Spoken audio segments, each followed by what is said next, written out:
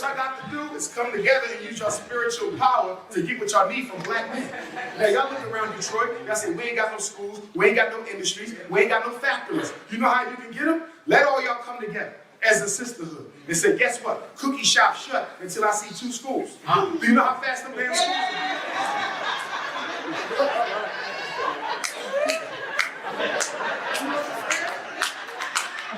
You got to use your cookie power.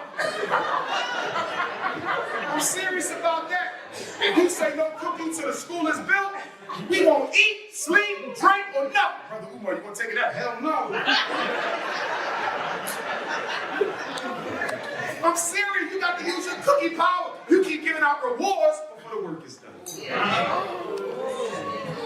And that's why a lot of black women are miserable and nasty as hell, because you fail to realize that in order to give yourself some balance, you got to shut down the damn oven and stop baking cookies every once in a while.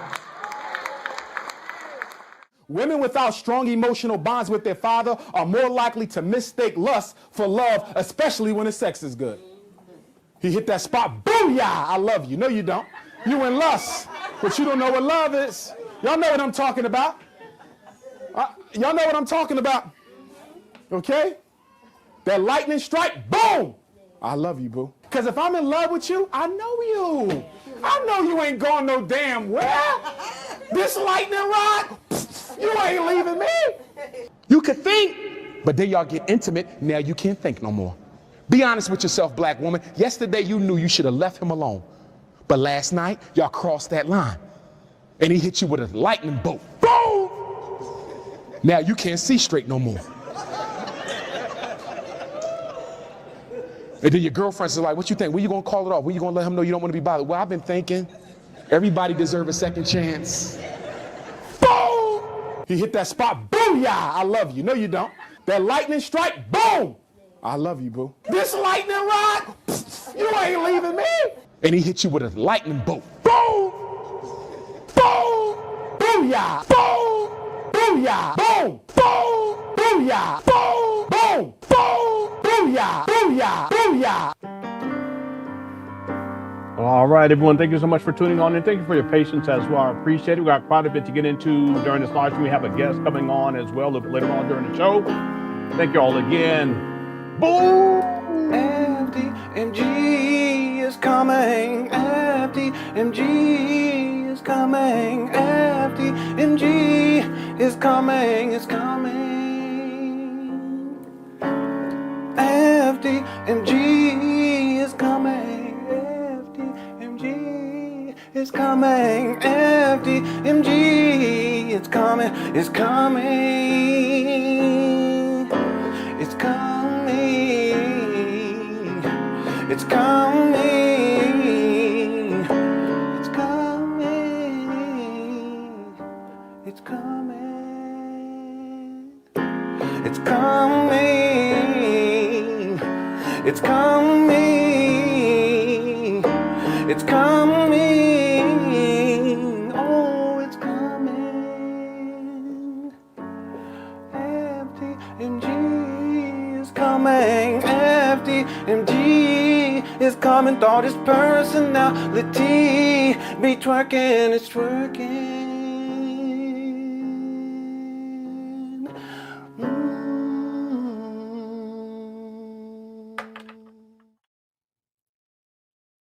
And now, ladies and gentlemen, welcome to the Man Jaw Files. I'm just playing.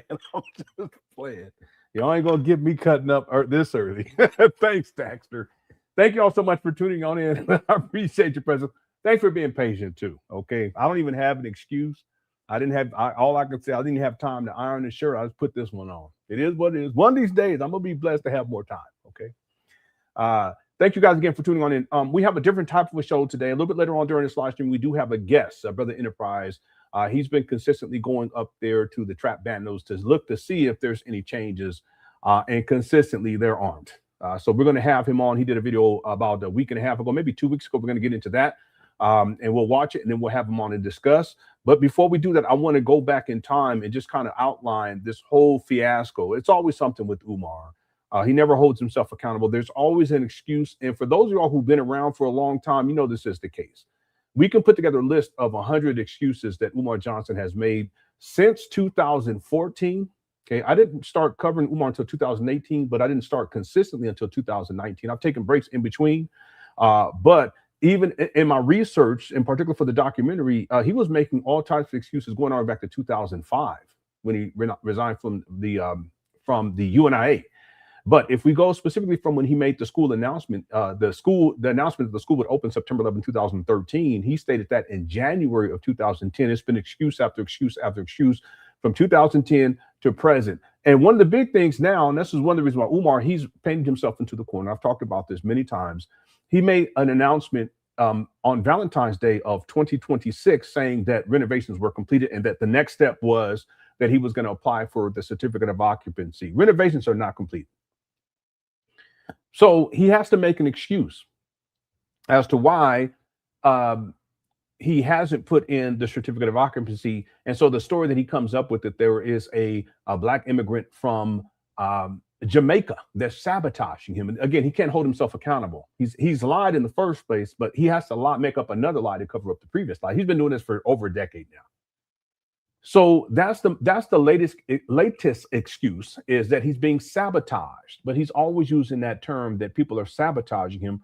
I think it's a narcissistic thing more than anything else, because he never holds himself accountable. So what has happened now is everyone's waiting to see what is his next lie going to be, because he could hypothetically, he could say, hey, well, they're still sabotaging me, and he can do this for the next year. Remember, he was trying to find blueprints in February of 2019 for these abandoned buildings. And that's the excuse that he gave as to why renovations hadn't started. It's a comfortable excuse with this guy. Okay. You can get blueprints, it's digitized. You can have them printed out too, but somehow, miraculously, on Umar's part, there's some sort of sabotage takes place where he can't get them. Okay, it's just an excuse to extend this. So the excuse now is that he's being sabotaged. And he's a freedman, so he's putting up this whole dynamic of it's Black people here in America versus Black immigrants. It's Black people in America as freedmen versus this immigrant over here in the city of Wilmington who's sabotaging him. That's not even taking place. That's not taking place. This is something he's making up. But then he has to take it a step further and create this dichotomy, this division amongst Black people up over here in the United States of America and Black immigrants. Okay, that just shows you how diabolical Umar is. So what is going to be the next excuse, and how long can he keep doing this? Now, to be clear, the reason why Umar is in this position is because he's backed himself up into a corner. The first time that he made the announcement that renovations were completed was in 2023. Clearly, renovations were completed. The video evidence shows that. I actually did a whole video to cover this in terms of a timeline. So clearly, it wasn't renovated in 2023. So the question becomes, why did Umar say that? Well, he said that because he wanted to get people excited to donate more money. And he looked smoked out when he did it, when he made those comments. I'm going to actually play a bit of that video in just a moment. So that's in 2023. I believe it was August of 2023, if memory serves me correctly.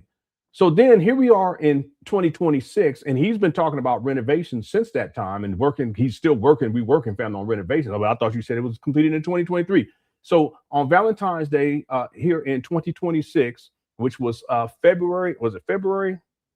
No. Yeah, February 14th of 2026, Umar does another live. And he says that renovations are completed. Okay, but he said that they were completed back in 2023, August of 2023. So which one is it? He's a liar. But see, this time around, people started to really believe that renovations were completed. And so he's painted himself in the corner. He can lie about it the first time, lie and get away with it. The second time, he hasn't been able to get away with it. He's painted himself into such a corner that he can't even go up there anymore. He can't do a walkthrough like he used to and brag about how work's getting done. The poll question for the day, before we get into the videos: do you think Umar Johnson completed renovations on the small building and the small gym? 331 votes so far. 96% said no. 4% said yes. And I can tell you with absolute certainty that renovations are completed. Make sure you get your vote in during this live stream. Also, if at any point you're enjoying this live stream, go and hit that like button. It helps to get this out into the algorithm. We've been doing work fantastic too with views and everything. Thank you guys so much. Also, thanks for all the support here on my YouTube page. I told people yesterday that I've invested, it's probably close to $4,000, maybe a little bit more than that, in equipment and some other stuff. I don't even want to tell you all what it is. so that I can produce more content for you guys, and it'll be beyond the regular Umar Johnson content. It's just a matter of me finding time, okay? And I have a plan. My wife and I, we have a plan so that I'll have more time to do more here on YouTube. So that's my way, because you guys really have blessed me to make sure that I'm giving back in that way with more production and different topics outside of Umar. As a matter of fact, what I've been doing, it's kind of a test, is every single day I have something uploaded here. If I'm not live streaming, I'll upload a video of a past live stream, but it'll be edited down for people to watch. But that's just like a practice to get into the mode of having something available, so that once I start doing other content, I'll have something up here. My goal, at least, is to try to have something up here every single day. Okay, we'll see how it goes. Okay, thank you guys again for tuning on in. I appreciate it. I apologize for just a t-shirt. I normally like to wear, put on a little bit of a dress shirt, if you will, but I didn't have time. Okay, all right. Before we get going, let me get to these super chats. And 510 says, here we go. All right, thank you so much. I need to put that on the t-shirt, family. Okay, thanks 510. And thank you for all your support as well. I'm very appreciative, y'all. And Brian, what's up, B? Brian Tisdale says, one time for the booyah. Yeah, Umar, he's wild. I have other videos where he's saying that, and it's always in reference to having some sort of a sexual interaction with a woman. The thing is, why would he be talking like that's supposed to be a principle? That's y'all's principle, ain't my principle. Let's be clear about it. Ain't my kid's principle. Okay. When my wife and I, when we have to go and get things done with our children in the school system, the people, they're not acting like that. They're professionals. They're not standing outside of a trap bando looking smoked out, lying to people and begging for donations for a school that doesn't exist, talking about cookies all the time. Can you guys imagine if your school principal or vice principal or school psychologist or your child's teacher was online acting like Umar? Come on now. But he pretends. He's a pretendian. He pretends online, just like Cheyenne Bryant. Anyway. So that's Umar. He always takes it. He has to talk about sex because that's one of his addictions. He's focused on it. He's hyper fixated on it, and it's a problem. It's a serious problem. Right? Thanks, Brian. Tiffany Tappy says, "Booyah! I love you, boo." That's what Umar said, and he was so serious. That's the thing about Umar that's crazy. He be saying some of the most outlandish things, and then it's like he's in his own mind he's being serious. Ridiculous. Thank you, Tiffany Tappity. Another boom from TJ. Thank you, TJ. All right. A Wright says, shout out to the Cookie Crush chat. Lenon, is it me or does Umar look like he shows up in a suit to random people's repasses saying that he family so he can get a plate? Okay, that last part. Let's take that part out. But the other aspect of this is Umar, he has, I don't know what it's called. There has to be a psychological condition where you're preoccupied with dead people. That's why Umar spends a lot of time in cemeteries. He used to spend a whole lot. If you guys, the people, y'all who've been around a long, because we used to cover those videos, you've been around for a long, he doesn't do it as much now because we clowned him on it. He used to spend so much time inside of cemeteries. And it's just not normal human behavior. He'll go in there and he'll live stream and he's yelling and screaming and you know, stepping on grave sites. And it's just no respect, no reverence, no respect for the dead. He don't have no respect for the living either. But he's kind of tamed that down. He still does it from time to time. But there was a time he was being cemeteries. I have this. I got to find that video. Most y'all ain't seen that one.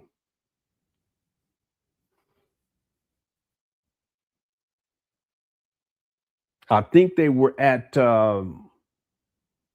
Underground Railroad, Harriet Tubman. I think it was Harriet Tubman's grave site. I think. I gotta find it for you guys. I haven't put it in the documentary because I found it after I got through that year. I think the year was 2011 or 2012. Umar, he has a serious problem. He has a serious problem. So what I'm getting at here, A. Wright, is that Umar, he has a preoccupation with the dead. He has a preoccupation with cemeteries. And yeah, I think Umar, if he can go to a funeral to clout chase, he'll do it. And he has done that, actually. He's done that in the past. Yeah, just it's weird. See, the thing is, people have different perspectives. Like, I'm not a funeral guy, because the reason why is if I go, even if I went, let's say if I went to a random one, me seeing people cry and suffering, and I'll lose it. I feel it. You know, I feel that. You know, I don't even want to put myself in that position to where I have to feel that way. And the person, whoever passed away, I don't even have to know them. It's just seeing everybody else suffering like that. People have different perspectives on funerals, but Umar, I think for him, it's more about clout chasing than anything else. That's why he spends a lot of time inside the cemeteries. It's just really weird behavior. It really is. Thanks, A-Right, for the super chat. And he does that with speaking engagements too. Like, there'll be a rally or whatever. He'll show up and he'll finagle so that he can get on the microphone and act like he's a keynote, but he's not. Just really, really weird. He's attention seeking. Thanks, A-Right, for the super chat. Daxter says that Jermaine, a.k.a. Umar, is really, really, really pathetic. Okay. He's something else. He's definitely different, for sure. He's a unique individual. I've never seen anyone like Umar. And online, I've never seen anyone behave like Umar or talk crazy like Umar or lie like Umar. I'm sure there's other people, but I don't have time to be looking into other people. But he's something else. And the sad part to me is that he has all of the support to be successful in life. He has a massive following, but he has chosen the dark side. And he lives a very self-destructive life, but he also has harmed a lot of people and continues to this day. He's predatory. We were watching a video yesterday. That young lady, he's going to prey on her. It was sad. So sad. It's a pathetic life for Umar. And it's crazy because I don't even think he registers in his mind. He's so used to living foul like the way he's living. And it's a missed opportunity because he could have turned things around. He could. And he still could. He ain't, but he could. You know, thanks, Daxter. And then Lewis Suck, what's up? Says that house is looking more plush with every video. What do you mean? You even have double screens? I should have 3. What you talk? I should have 3 because I do video editing. I would have one for the editing, one for the video that I'm editing, and then one for my notes. You know, but that's just, I mean, 2 screens these days. That's not anything big deal. Okay, now if you have 8, that's another thing. When I had this upstairs, I had a smart TV hooked up to my computer. I was using a DV cable, and I was using that as a monitor too. But when you do video editing, you should have 3, or you should have 2 wide screens, or you can do 1 wide screen and maybe get away with one regular screen. But if you have regular, and I have regular, I should have 3. I had bought a widescreen one, but it got stuck in TV mode. It was a smart monitor, and it was a design flaw. I was communicating back and forth with the company and everything. I said, this is just design flaw, because once you get into this this deep into it's like a pathway on the actual monitor that you go through by clicking buttons. You can't actually exit out of that. Anyway, so you're saying double screens for the computer can see the reflection on that TV. Us pocket watchers. Okay. Well, the Lord giveth and the Lord taketh, and I'm thankful. I'm blessed. Okay, that's all I can say. And we've come a long way. We still got a long way to go. Like I've been saying, meanwhile, if we have a plan, we can work on our plan day by day, week by week, month by month, year by year. And we've made some serious progress. We're gonna keep going. And thank you guys so much for being blessings to us. Okay, we do appreciate it. Okay, thanks, Lewis Luck. Please say me pocket watching. Find the graveyard video. Yeah, I'm going to see if I can find it. If I don't find it for this live stream, I'll have it for tomorrow. I don't plan on live streaming on Thursday. We got family stuff on Thursday, and I don't plan on live streaming on Friday. I don't know live stream on Friday. Unless Umar does a crazy video, okay, then I will, okay? But let me see if I can find that video. Umar, it's so ridiculous. It was snow on the ground. That's how I remember, snow on the ground. Okay. Thanks, Brian. I'm gonna see if I can find it. Okay, did I get to everybody? What's up, Broken Palm Trees? Umar, your donors will buy you Pan African udder.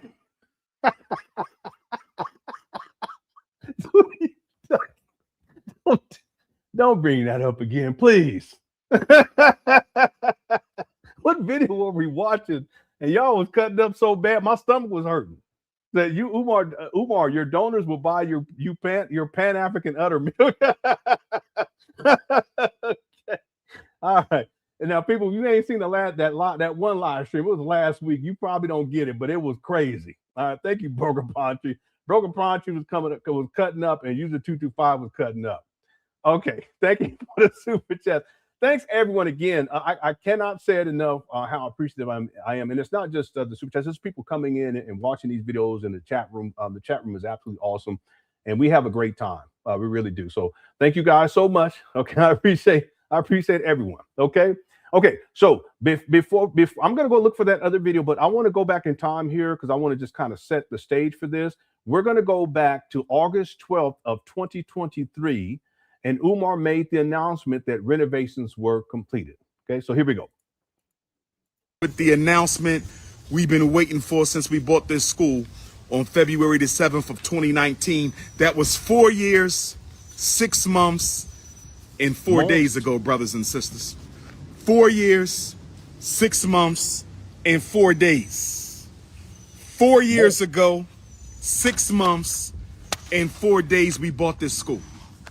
Y'all know what we've been through. We've been through the vandalism.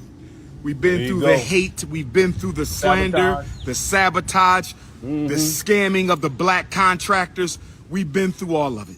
The YouTubian. See, this is what I mean. It's always an excuse with this guy. He never holds himself accountable. You know, he can't own up to it. Just tell the truth. It's okay. I mean, I said it yesterday. We all make mistakes. We've all have fallen short. Just tell the truth.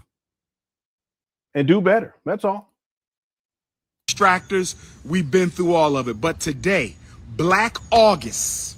Today, Black August. Where my Leos at one time? There he goes. Where my Leos at one time? Where my lions and my lionesses right now? If you was born in August, whether you a Leo or whether you are a Virgo, make some noise right now. Whether you a Leo or Black August birthday, this is for us right now. But you know what? I want to say thank you to all my donors. Where are my donors at? How many of y'all been donating since the first fundraiser, April the 14th, St. Louis 2014? How many been donating since 2015? How many been donating since 16, 17? Who been donating since? Yeah, notice how he says 2014 as if that's when he first started receiving donations. No, he was receiving donations back in at least in 2012. I know that from his own words. But there are people who come online over the years and have expressed that he was collecting donations for different FDMG related projects, 2010, 2009, 2008. I've even saw someone say 2006.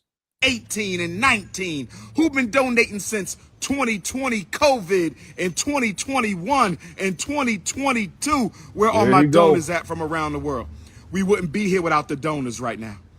We would not be here without the donors. My African donors, thank you. South American donors, thank you.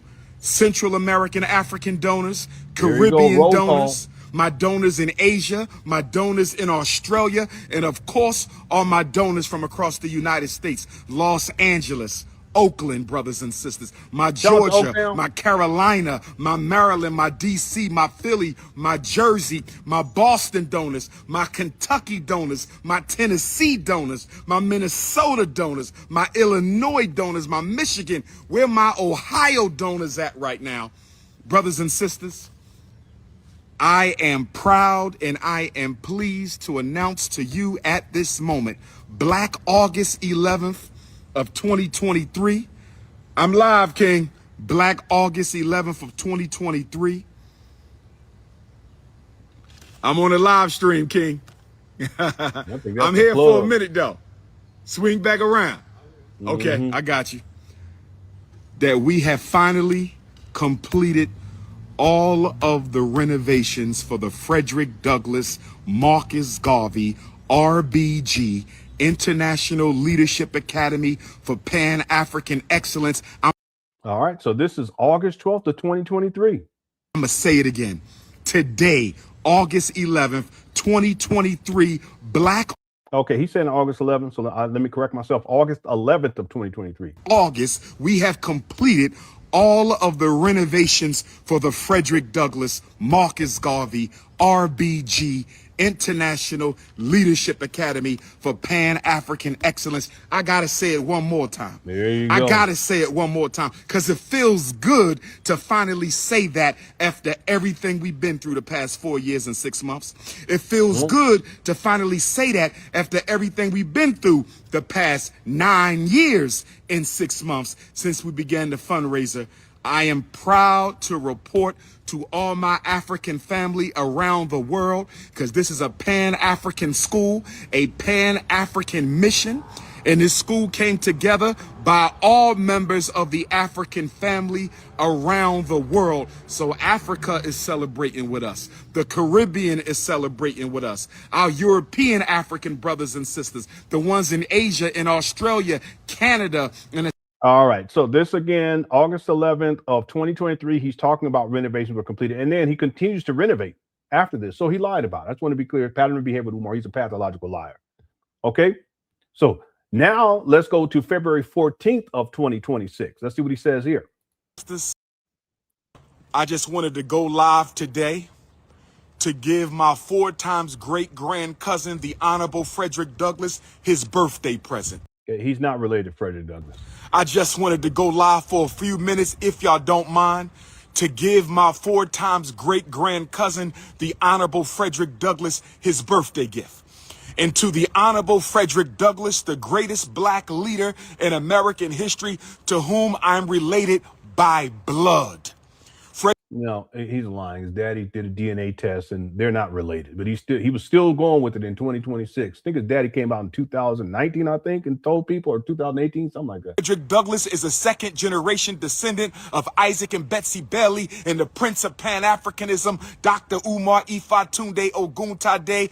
I am a 1, 2, 3, 4, 5, 6, 7. I am an 8th generation descendant of Isaac and Betsy Bailey. We are both descendants of Isaac and Betsy Bailey. And on his 208th solar return, on the 208th solar return of the Honorable Frederick Douglass, I want to give to you, my great ancestor, a completed school in your name and honor.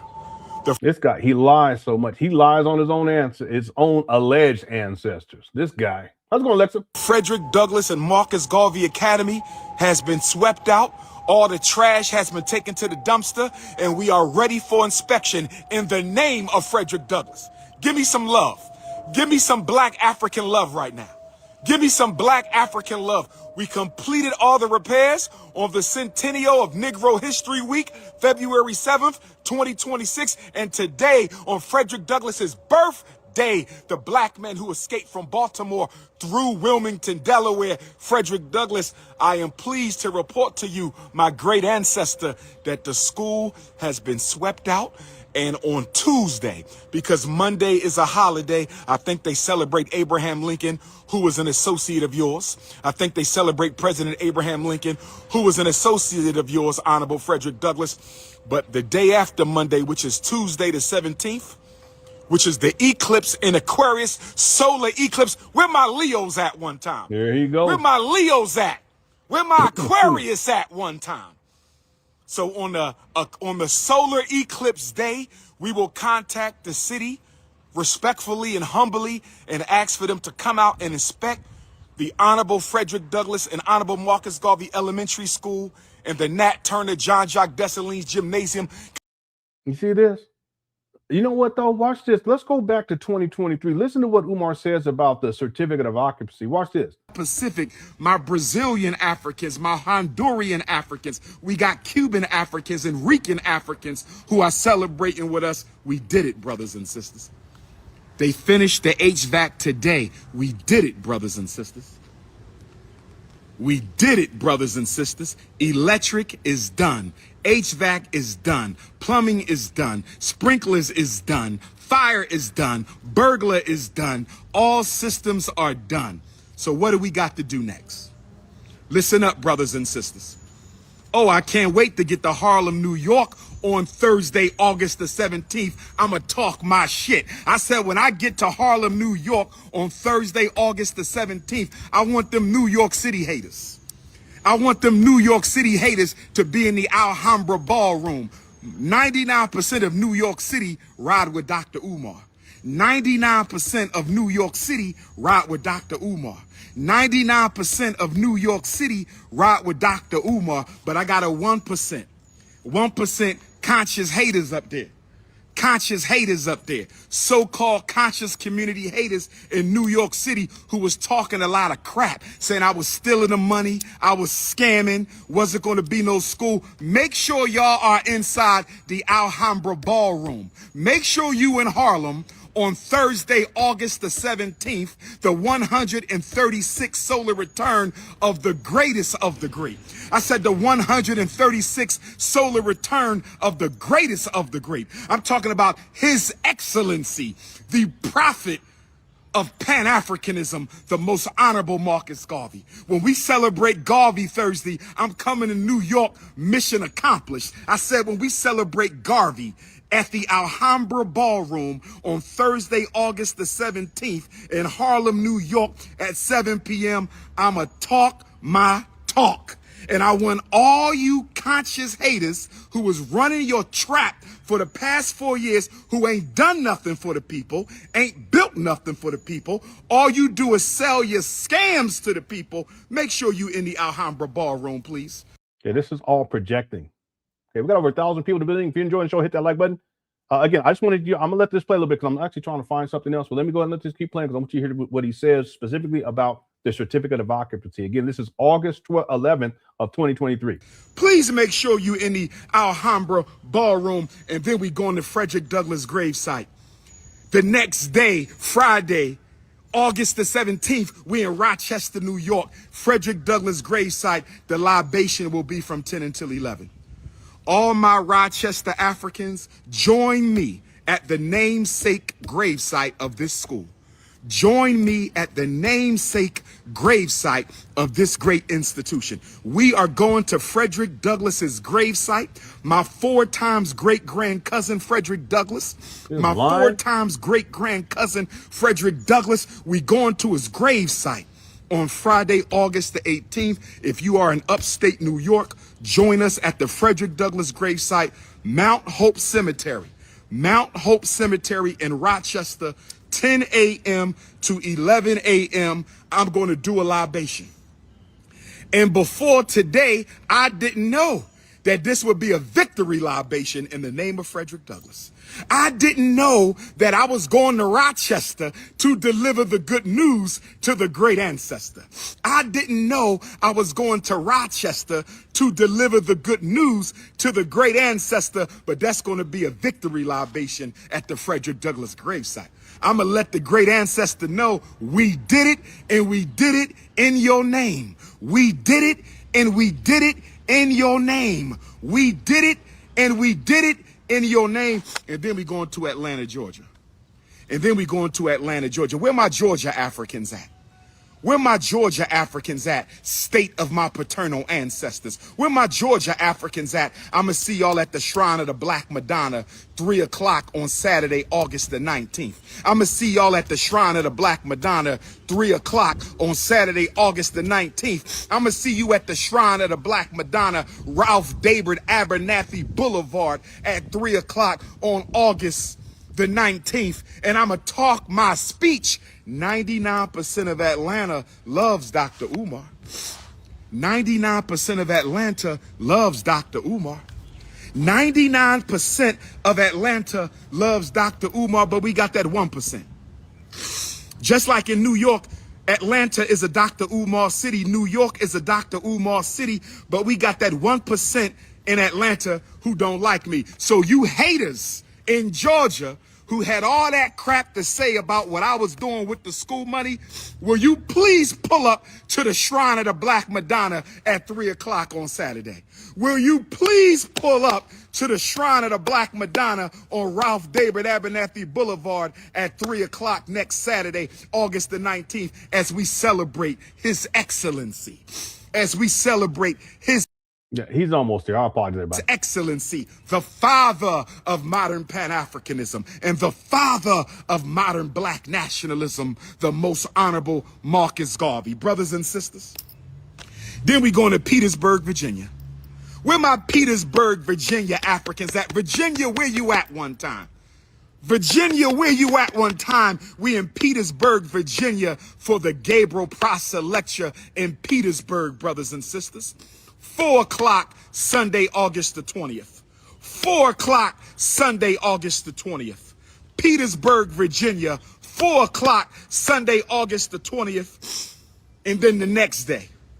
And then the next day, solar return for King Kong consciousness. The next day, solar return for the Prince of Pan Africanism. The next day, solar return for Intercontinental Ifatunde. We will be celebrating the greatest revolutionary in American history. I'm talking about the prophet Nat Turner. If you ain't reserved your ticket for Nat Turner, this is a historic Nat Turner because I'm coming with the good news. I'm coming to let my Virginia brothers and sisters know. I'm coming. Well, I'm telling you, Umar, he does everything's over the top. To Petersburg and Druryville to let my Virginia brothers and sisters know the Frederick Douglass and Marcus Garvey Academy renovations are done, brothers and sisters. So make sure you go to natturnerland.com and get your tickets. Make sure you go to natturnerland.com and get your tickets. Rochester is free. Atlanta is free. Petersburg is free. Rochester is free. Atlanta is free. Petersburg is free. Get your tickets for Harlem. Get your tickets for Nat Turner Land. Get your tickets for Harlem. Get your tickets for Nat Turner Land. Get your tickets for Harlem. Get your tickets for Nat Turner Land. A few more things before I let y'all go. A few more things before I let y'all go. We got to get the HVAC inspected. They finished the HVAC today. We got to get it inspected. Once the HVAC is inspected, I'm talking to my donors right now. If you're not a donor, keep it quiet or hop off the live. I'm talking to FDMG Academy donors only right now. To my donors from around the African diaspora. To my donors across the African diaspora, the HVAC has to get inspected. As soon as that's done, we are applying for our certificate of occupancy. See, he's saying this back in August of 2023. That's the point I want to get to here. It's not just the renovations were allegedly completed, but also that he was going to be putting in for the certificate of occupancy. Again, this is August 11th of 2023. Certificate of occupancy. Certificate of occupancy. I am also setting up 3 very important days of preparation. There will be a FDMG donors only paint day. There will be a FDMG donors only paint day. There will be a FDMG donors only paint day. Who coming to paint? Who coming to help us paint the 15 classrooms inside of the Frederick Douglass Marcus Garvey Elementary School? Who coming to paint? Okay, let's go back now to February 14th of 2026. Are ready to get to work. Are we not, brothers and sisters? Again, he's saying that renovations are completed again. Are we ready to get to work? Are we ready to start decorating our school? Are we ready to get ready for the grand opening? Our time has come. Where the school at? I'm going to get some t-shirts made. Where the school at? And I'm going to mail them to all my haters, brothers and sisters. I'm going to mail where the school at t-shirts to all my haters, brothers and sisters. But let me do this. Not only am I dedicating this school to Frederick Douglass on his born day, not only have we completely cleaned out the school and we ready for inspection on Frederick Douglass's 208th solar return, I want to also give all black women their gift. And my gift to all African women around the world on this Black Love Day, this Frederick Douglass Day, my gift to all black women, I don't care if you are in Angola or Alabama. I don't care if you in Jamaica, Queens, or Jamaican in the Caribbean. I don't care if you in Brooklyn or Botswana. I don't care if you in Puerto Rico or Pittsburgh. Do you understand me? I don't care if you in Guadalupe or Georgia. You understand? All African women from Brazil to Brooklyn to Botswana to Toronto to Sydney, Australia to the South Pacific to London and Paris and Australia and Ireland and Scotland, all my beautiful African women, my gift today is a school for your sons. My gift to all my sisters on Frederick Douglass's solar return You see the manipulation? Is a school for your boys, so we don't have to worry about them being mistreated, called the N-word, thrown in special ed, put on drugs, arrested, kicked out. That is my gift to all black mothers on this day, all black women on this day.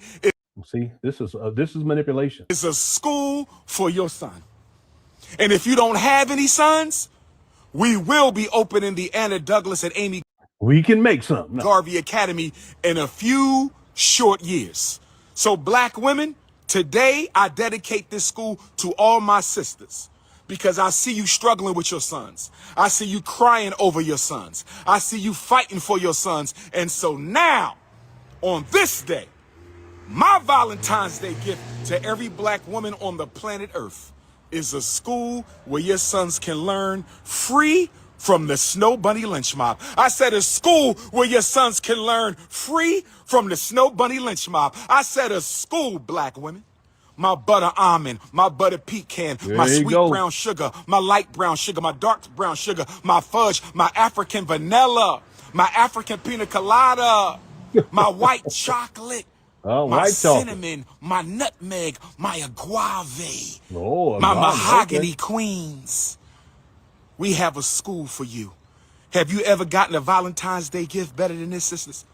Black woman, has a black man ever dedicated an institution to you on Valentine's Day? Yeah, this is all manipulation. And again, there's still no school. Day. Has a black man ever dedicated a school to you for Valentine's Day? I just dedicated a school to all black women on Valentine's Day. Brothers, don't hate. There's enough queens to go around. Now, I want to say this. I gave up ginger ale in the new year. There he goes. I gave up ginger ale in the new year. I gave up my little Debbie zebra cakes in the new year, brothers and sisters. I'm not lying.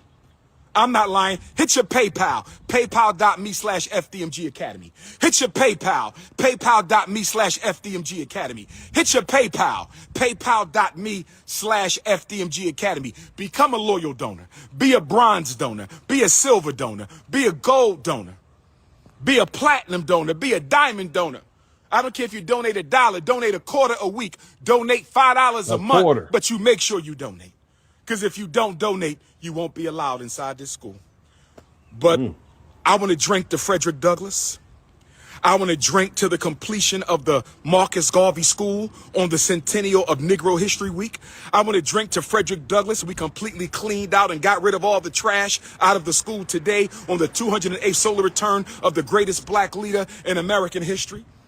I want to have a drink, because I've been through hell over the past 7 years. We have been through hell over the past 7 years. My donors and my supporters, my elders, my youth, my brothers and my sisters from all over the world, I want to drink to Pan Africanism today. Can I have a drink to Pan Africanism? Can I have a drink to the unity of all blood members of the African race? Can we do that? Let me give Frederick Douglass a little ginger ale. And before I take a sip of ginger ale, let me give the right Bishop Richard Allen a sip of this ginger ale. Because y'all do know today is not only the birth date of the greatest black leader of the 19th century, today is also the birth date of the greatest black American African leader of the 18th century. That's right, Bishop Richard Allen, who was born in Delaware. I said the father of the African Methodist Episcopal Church. Where my AME Christian Africans at? Where my African Methodist Episcopal Christians at one time? Where my AME family at? Where y'all at? AME from Africa, AME from Ohio, AME Pennsylvania, AME from Missouri, AME California. If you belong to the AME church, make some noise, because today we celebrate the father of the AME. He made his name in Philadelphia. Okay, so again, I just want to make the point that he stated in August of 2023 that renovation was completed, and then again in February of 2026, he says that renovation complete, and then he tells a story. We won't get into that, where he starts talking about how the next step, which is to apply for the certificate of occupancy, is held up because of sabotage. Okay, so in essence, Umar's painting himself into a corner. All right, now. What has happened since that time is there have been people who have gone up there to go see if renovations are completed. And one of the most important people, in my opinion, is Brother Enterprise. And let me show you guys a video from February 14th. The same day Umar did the video that we just watched, Enterprise went up there. So let's take a look. Hello, hello, hello, good people. It's not fake news, courtesy of Enterprise Entertainment.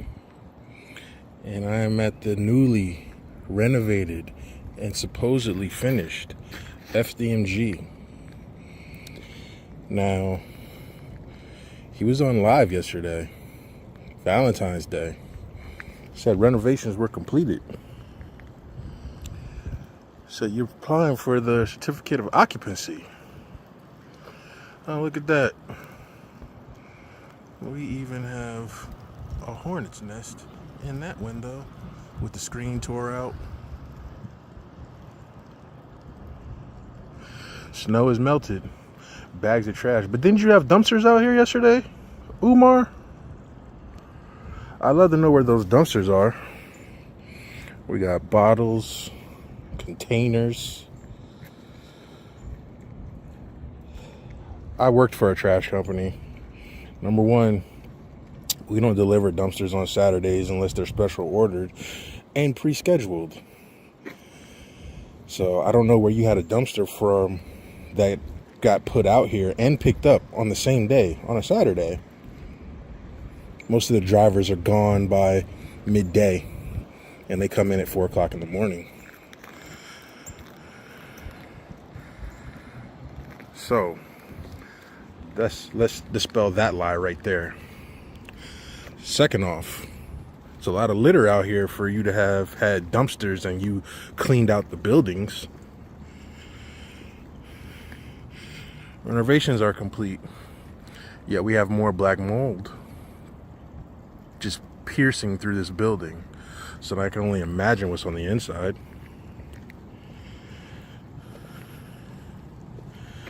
But this is the one that's getting ready for the certificate of occupancy, right? This is the one that's getting ready to open, right? You have unfinished doors.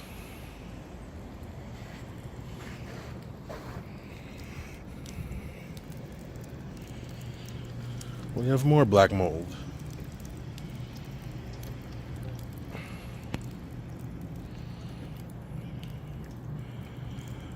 Another unfinished door. Let's just go through it.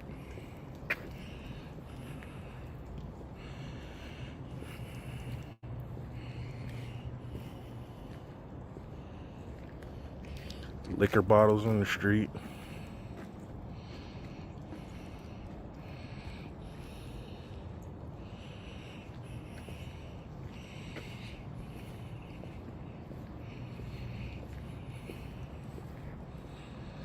I don't get it. Look at this. Cracked foundation. Look at the mold piercing through. We have an illegally mounted and painted door. Your own address label is not even cleared off.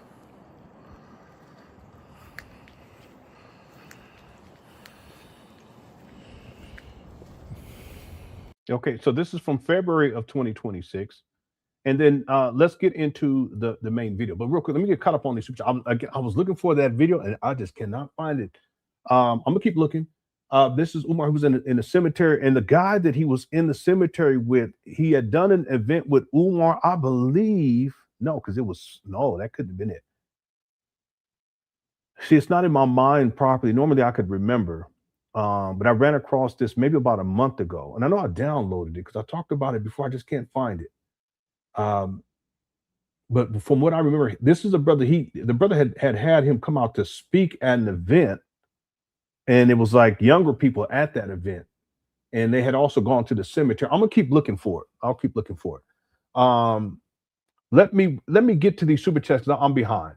Let's see. Can you put the video of Umar's people down? Why?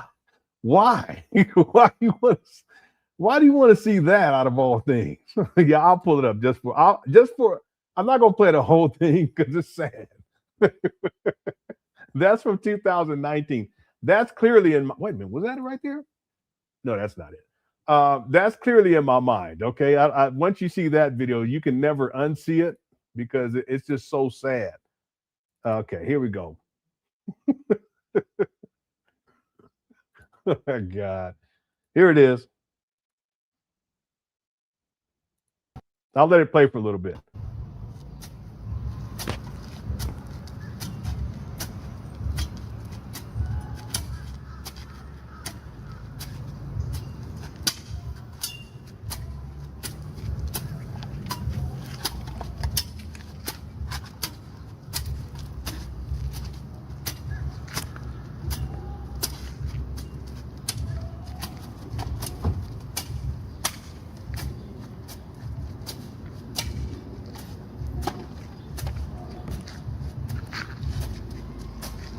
Man, this is just ridiculous. This is not how it's done. Let me skip through to the other guy. Yeah. You know what I'm saying? And just put it out working on this field. That's how we knocking this out. We taking all energy and anger, frustration out on this grass. Stay in one place, you know, make sure that's nice and good. You know what I'm saying? Get all that nice and good. All right, move from that, move from that. Don't put no hole, yeah.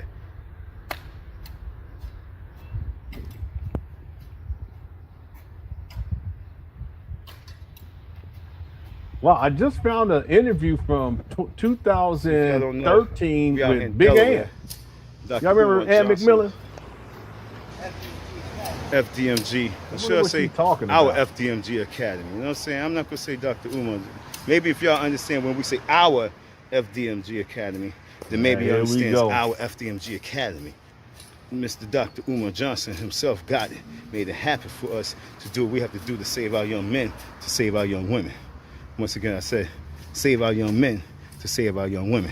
And as Dr. Umar would say, save our young men to save our young women. Yeah, boy. Anyway, still no school. This is from 2019. Okay. Thank you, TJ.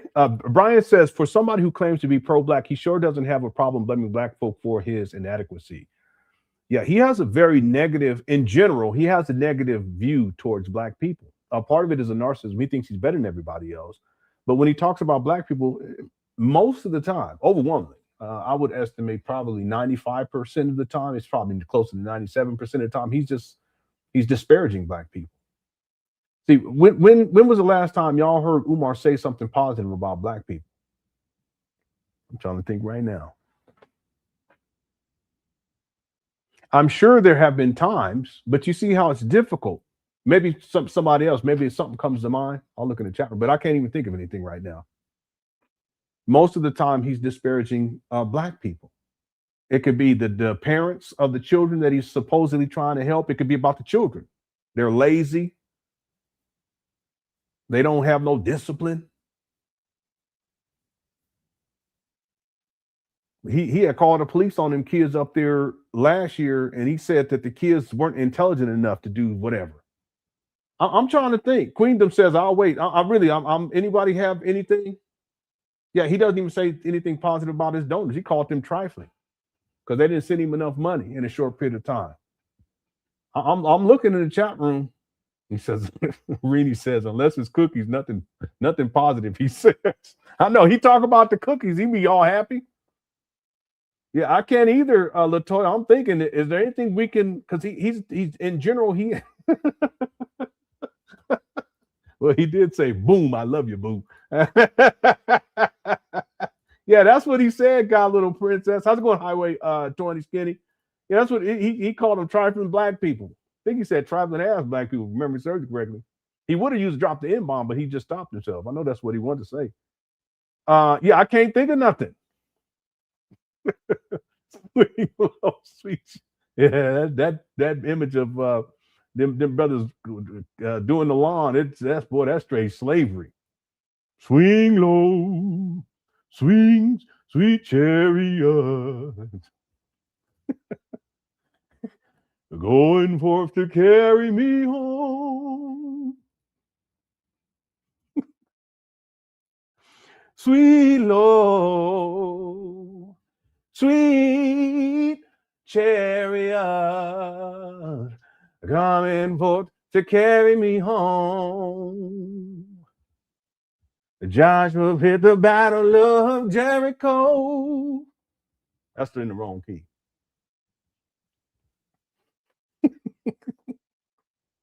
We gonna cut it down. We gonna cut it down. Whatever it is, yes, Lord. Whatever it is, we gonna cut it down and fly. I said, we gonna fly. Ain't that how they do it? We gonna fly away after we cut this down. We gonna cut it down on Monday and Tuesday and Wednesday, and we gonna fly. Let me stop. Pastor B done took over. Pastor B done took over, y'all. All right. Anyway, it's sad. It's just really sad. Okay, who was that anyway? Thanks, Brian. Yeah, he blames everybody, even for the lawn. Okay, very negative disposition toward black people. Man, please, Australia gave $5. Yeah, Umar be doing his roll call, but Australia gave $5. Okay, thanks. I call Cap. All Cap. Rated R for Robin says he also said on a podcast in January of this year that renovations were complete. Yeah, I do remember that. I remember that. I think we covered it, if memory serves me correctly.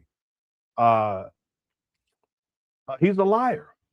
Renovations are not complete. That's what the video evidence shows. We're about to watch the video, the most recent video of Brother Enterprise going up there, and clearly renovations. Ain't nothing new. It's the same thing. He lied in 2023. He lied in January of 2026. He lied in February of 2026, and he ain't even talking about it these days. He on Art of Dialogue talking about everything except FDMG so far, at least. But you see, even on that, he's talking negative about black people. He's like a celebrity gossiper. That's what he does. That's why he goes on there. Yeah, it gets a lot of views, but he ain't talking nothing about black empowerment. Everything is negative. Thanks, rated R for Robin. Jonathan says Umar be like my Paducah in Kentucky.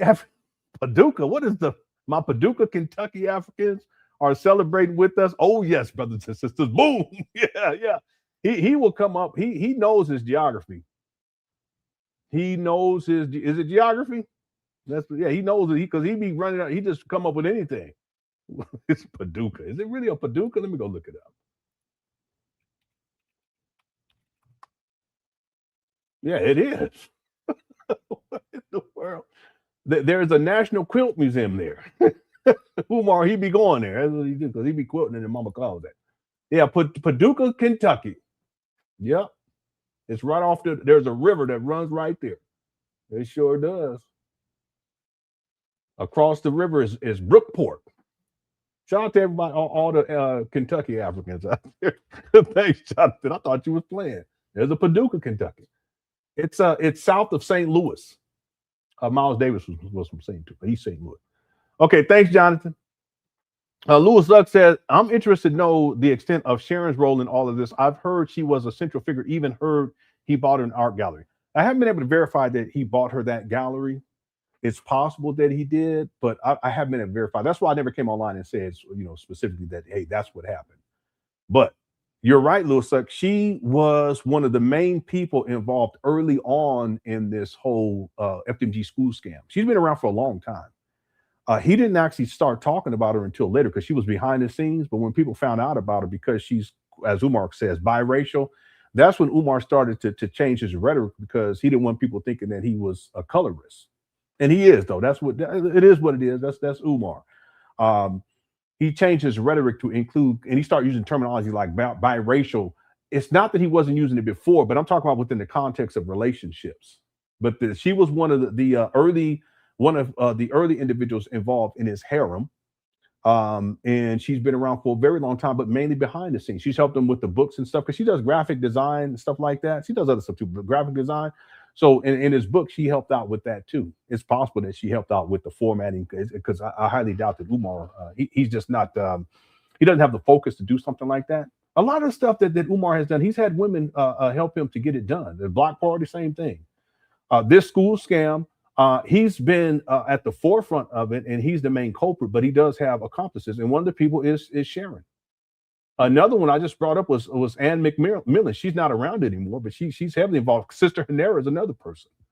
I like Sister Hanera, but then, I'm too lenient, and I try to give everybody the benefit of the doubt, but especially women, it's kind of like my kryptonite.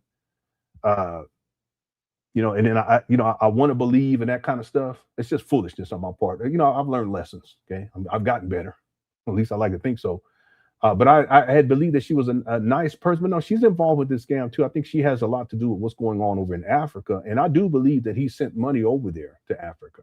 Okay, again, that's speculation on my part, and she's the person over in Africa who is like his point woman, if you will, and has been for many, many years.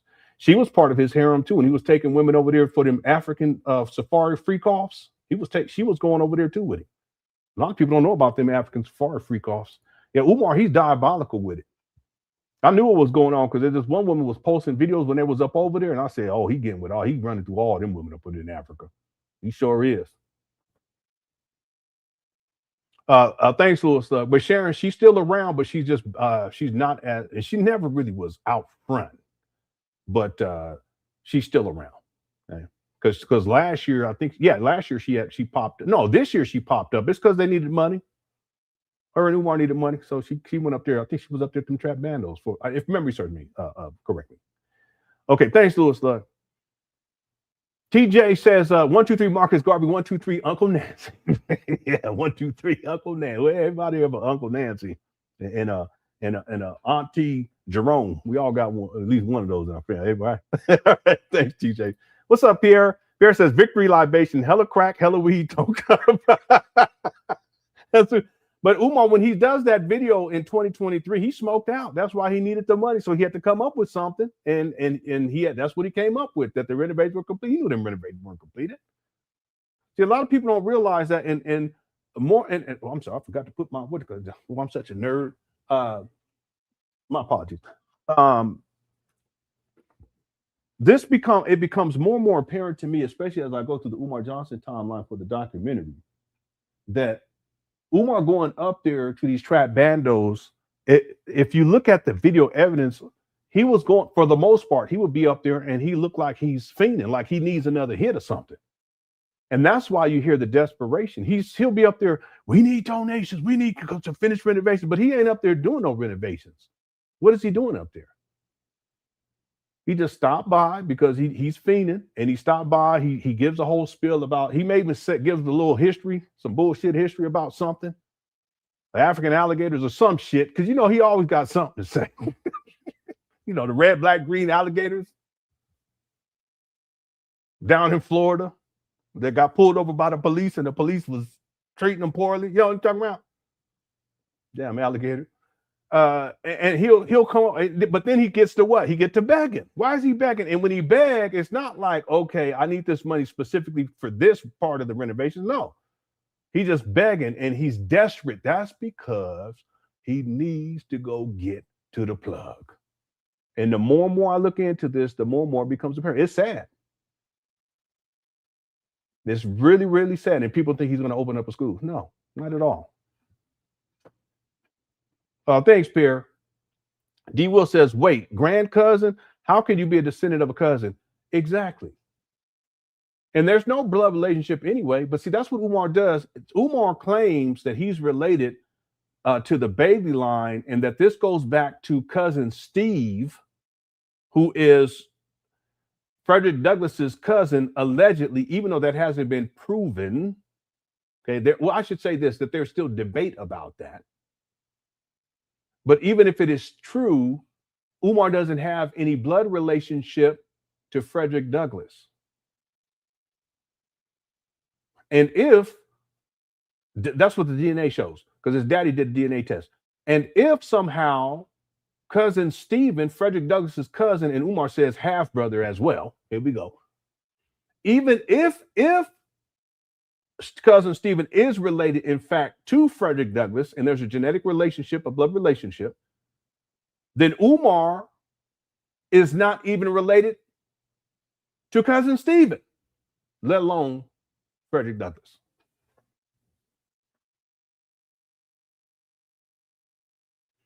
Unless cousin Stephen isn't related to Frederick Douglass. So what Umar does is he focuses on Frederick Douglass because Frederick Douglass is much more well known. He's a clout chaser than cousin Stephen. Don't nobody know about no cousin Stephen. Shit. Some of y'all got cousin Stephen. Y'all know he ain't shit either. I don't mean to be like that, but don't nobody give no shit about not to be like that. I'm sure cousin Stephen was a fine man. I'm sure. Right? He probably accomplished some things. That's great. But he ain't Frederick Douglass. But so what does Umar do? He bypasses cousin Stephen. He don't say I'm a descendant of cousin Stephen. No, he said I'm a descendant of Frederick Douglass. No, you not. Cut it out. But that's clout chasing. He's a liar. He's a pathological liar, just like Cheyenne Bryant. She's a pathological liar too. And see, when they get exposed, they can't just, because it's the ego and it's the narcissism. She has some narcissism person, and I could tell. They can't let it go because their identity is so tied up to these fictions, these lies. And that's all connected to their ego, and their ego is huge. So and their ego is fragile too. So they don't even want to deal with the truth. Cheyenne is not a doctor, and that's okay. So what? Don't nobody give a shit. Now, Umar does have a doctorate. He has a PsyD. But don't nobody give a shit either. But Umar, for him, he still has to run with lies. And in Cheyenne's case, she has to continue to run with the lie that she's a doctor, but she said, I ain't got to prove nobody because Jesus said that I don't have to because I'm doing God's work. Okay, there's a narcissism. Lying ass. You know it's bad when you lying like Satan talking about that you anointed by Christ. Cut it out. These people, wow. But Umar continues to, and he does have a doctorate, but he continues to lie that he's related to Frederick Douglass via Frederick Douglass's alleged cousin. The DNA results show that there's no blood relationship between Umar Johnson, Umar Johnson's daddy, and the Frederick Douglass line. There is none. But Umar continues to lie about it. But see, he don't say, good point, D. Will. He don't say I'm a descendant of cousin Stephen. He always talking about Frederick Douglass. He's had said it a couple of times. But see, cousin Stephen ain't on the level of Frederick Douglass. See, why didn't Umar name his school Cousin Stephen? The Marcus Garvey Cousin Stephen School. No, he didn't do that. Uncle Nancy and Frederick Cousin Stephen. He didn't do that. He went Frederick Douglass. This guy gets up on stage and puts on wigs trying to look like Frederick Douglass. Goofy. All right, thanks, D. Will. Went off. Perfect Pitch says, I feel sorry for the people who have to stand face to face with this dude. All that spitting and lying he doing couldn't be me, sir. Yeah, Umar, he does. He gets to ranting and raging, and especially when he's smoked out. When I say smoked out, I'm not saying that he's high at that time, although he could be. When I say smoked out, it's like he done smoked so much and he needs some more stuff. So there's points where Umar, you can tell he's aggravated. This is withdrawal symptom. He's be itching. He be doing like this, and he gets to begging. There's other times where he's just high. I have a video that's going to drop for dealing with the paint days, and you guys should see Umar. He was high as a kite in one of the videos. Earlier he wasn't, but later on he was. He was eating with this lady, ever listening to music outside. It was one of the paint days. He got a problem. So a lot of the money, that's where a lot of this money has gone towards. I feel bad for the donors too. But can you imagine with the amount of yelling and screaming and spitting all over the place that this guy does? Anyone had to deal with him face to face? Thanks, Perfect Pitch. Too late. I own that phrase now. Okay, I think this is from earlier. I got you. We're gonna have Enterprise on a little bit later on. Okay, let me start getting moving here. Thank you, Enterprise. D. Will, I'll do these quick. His beard looks like it's glued on. Yeah, there's people who have said that, and there's times where his beard is full, but then there's also times where it's full, but he has patches in it. So I don't know what's going on with all that. Like if I grew my beard in, it'll all look like this. And then I have a little bit going up right here, but I usually trim it in. There's some right here. But with Umar, you'll see like when he grows his beard in, like if I grew mine in, it would be all like this and it'd be all gray like this too. But you'll see there's these big patches on the side. And people have speculated that like when he has a certain events that he go gets, I don't know what they see people say, the man piece or whatever they cover it up or whatever. I don't know. It's just really not that big of a deal to me. Be who you are. Y'all remember that? Be who you are.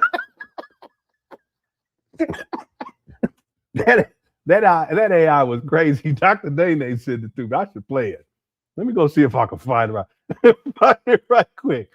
It's just for you men. Just be who you are. If you got patches, just be okay with the patches. All right. There's nothing wrong. If you're balding, just be okay with that. All right. Stop the capping. I'm trying to see if I can find it. Let me see. Here it is right here. Dr. Nene, well, why you do Umar like that? Here we go. Be who you are. This message is for you, Big Papa. All right. I think it was Dr. Nene who sent that to me and say, yes. Yo, wow.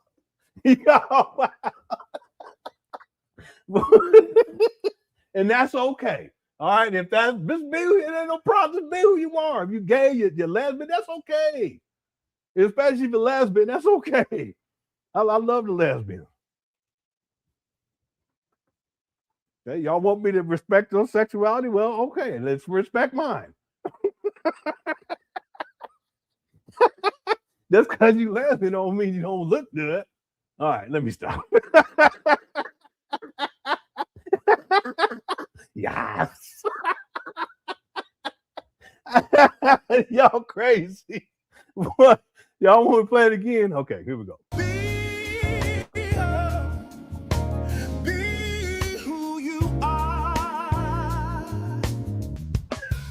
This message is for you, Big Papa.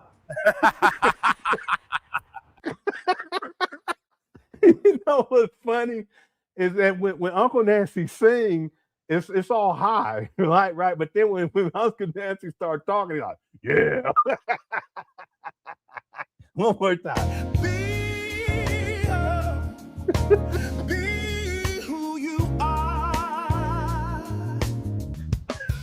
This message is for you, Big Papa. See the laugh? The laugh is powerful. Okay. I'm sorry. Shout out to everybody, the LGBT. Listen, I ain't got, back in the day, I was not the lesbians, but back in the day, but I'm reformed. I got love for everybody. I really do. Okay, but not in that kind of way. Okay, because I don't want y'all, don't take that the wrong way. Okay, I'm saying everybody, you can, okay, well, let's move on. Powerful. Okay. Somebody said that's Aunt Julius. What's up, Tazzy Taz? Okay, yeah, I didn't want to say no Diddy, but that's what I wanted to say. Because some people take it wrong. Hello. Yeah. Okay. Where were we? We got blown off. We got blown off big time. Okay, thank you so much, D. Will. How's it going to be? It says, I'm under the impression that he cries when he's done in mommy's claws. There's so many manic episodes over the years like this. Yeah. Umar, he's manic depressive. Okay. So his baseline though is depressive. But when he gets manic, see, that's the thing. I've talked about this. And that's why I really had hoped that Umar would get things turned around in his life, because it doesn't matter what Umar thinks he's accomplishing, or even when he's on these highs, whether it's literal or figurative, or if it's a high in terms of mental high, or if it's high from substance abuse, he still has to return back to his reality. That's the thing. I think with Umar, what I think is that his reality is so bad that he doesn't want to confront it. And it doesn't matter how high he gets, literally or figuratively, and that could be mental high or substance abuse. He always has to return back to his reality, and that gets him back into a depressed state. And that's why he'll come online, he'll just be angry and upset. But it's not that he's angry, upset at anyone in particular, although that has happened too in the past, where he rages at different people for exposing him, in particular like black women who come out and expose him. But it's just that when he has to go back, and after he gets offline and he has to return back to his reality, it's just not easy for Umar. There's no way. It's easier for him to live in a fantasy, but he still has to deal with the reality, okay, even if it's just in portions here and there. And that's why he's angry a lot of the time and frustrated. See, if you and listen, I'm gonna go here. If you're 51 and you ain't got a woman and you ain't built the relationship with the woman, and then on top of that, because that happens, I'm saying, but on top of that, you have these, you're hypersexual, you're always going to be frustrated.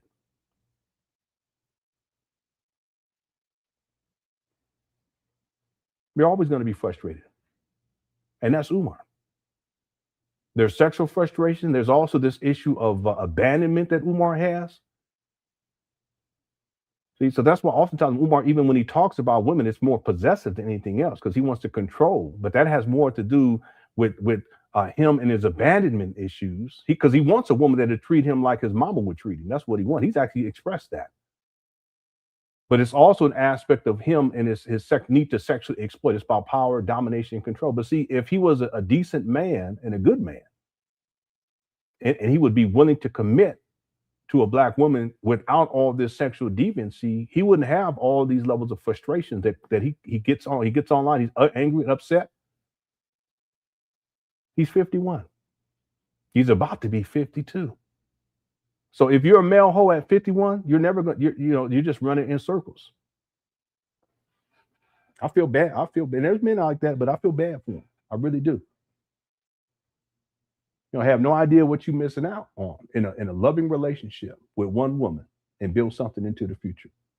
And I had wondered that for Umar, but see, he's so batshit crazy. I wouldn't want any woman having to deal with. Again, it's their choice, but I would not like to see that with a woman dealing with Umar, because Umar, he's batshit crazy.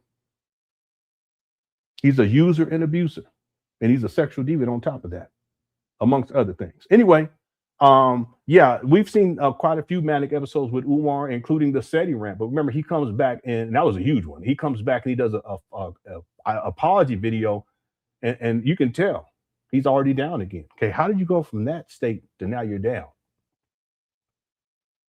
The Umar is emotionally unstable. That's another factor with this whole FDMG thing. What you all gonna send your child to Umar, who's manic depressive, and it's, listen. The thing is that everyone has something that they're dealing with. People have many things that they're dealing with. It's just a factor. It's just an aspect of life. Okay? Whether it's mental, physical, or both, whatever.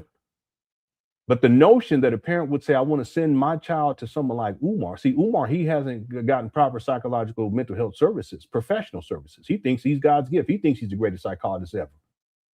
He's batshit crazy. Why would you want to send your child to someone like that? Always talking about sex, ranting and raging, gets manic and goes crazy. Why would you do that? And then send them money too? Real quick, I apologize for going off a minute. But even people who donate to Umar, you understand that you're enabling him to at least get closer to being in control of other people's kids. Well, given Umar's mental state, that's crazy. Why would you do that? Remember, he wanted a boarding school at first where the kids, he told the parents, he says, why the hell I want them coming back home to you for? You part of the problem. Boys stay with me, the girls stay with me. He takes a drink and he says, in the dorms. That's all possessive. Anyway. Thanks, Amino. Donations equal ginger ale, zebra cakes, and quarters. Yeah, he said I have Umar actually saying that he will take pennies. He said that when he was in San Diego in 2013, he was at the World Beach Center. Shout out to System K to Dread. And he said he'll take pennies. For what? See, it's not about opening up a school. You can't renovate a school on pennies and on quarters, and you can't operate a school on pennies, dimes, nickels, and quarters, or dollars for that matter. You need $1 million. I have the budget too. You need millions of dollars, especially given what Umar Johnson is proposing that he's going to do. Millions of dollars of operating expenses per year. But he's talking about quarters. I have him talking about nickels and pennies. Not nickels. He said pennies. Okay. Thanks, TJ. Okay, let me do these other real quick because we got to get going here. Take a look at the images from different years on Google Maps for the northwest side of the buildings. You see a time lapse of nasty mode advancement. Yeah, I've seen it. I've seen it. I have the construction images too. You guys want to take a look real quick? Because Umar, he even lies about the renovations that were that took place up there at these trap bandos and the amount that was put in prior. I'm talking about before he even acquired. I'm talking about going back to the Moyer Academy. Let me see if I have this easily accessible here. Yeah, here it go right here. Because me and Francisco, we've been exchanging notes and stuff. Francisco's fantastic research skills. Fantastic. So here's 610 East 17th Street right here. So this is a small school, what Umar calls a small school. See, they built a foundation. And Umar talks about this. This is what they built on the end right here. We'll actually see some video of this in a little bit. This is June of 2008. And Umar, he acquired these in February of 2019. Okay, so that's one. Give me a second here.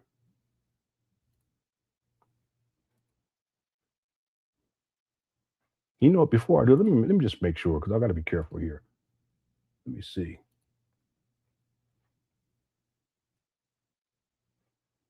Where did it go? It disappeared. No, it's on. It's got to be on there somewhere. Yeah, I don't know where it went. Hold on a second.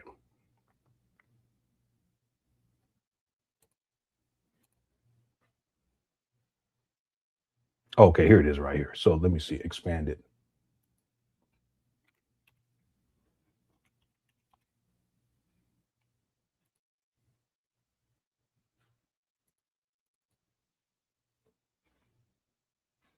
Okay, here's the other one.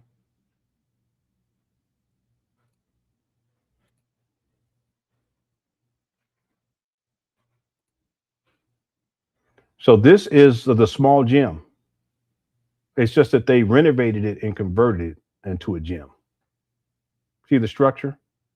And then next to it, you see like a camper, but then next to that, you see that empty dirt field, or a dirt little lot there. That's where there's grass and concrete tables right there. Umar, he's erected a fence here too. But this goes back to 2008, June of 2008. And then there's one more.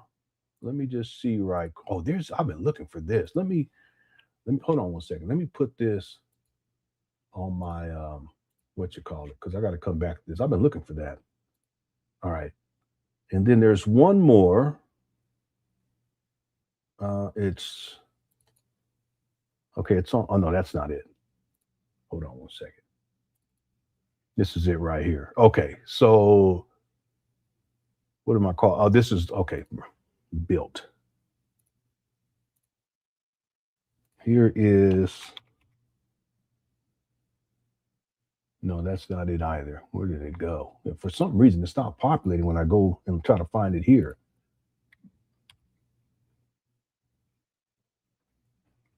See if it comes up under large. Yeah, here it is.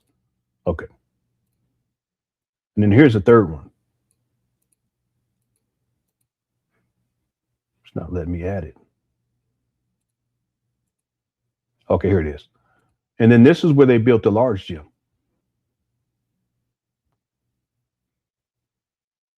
Right, and you can actually see the if you look over there, there's that pole that goes up, and then it's like some sort of a circular antenna thing up there. Yeah, that's still, I think that's still there. If memory serves me correct, I could be wrong, but this is the large gym right here, and there's a lot of mold on that side.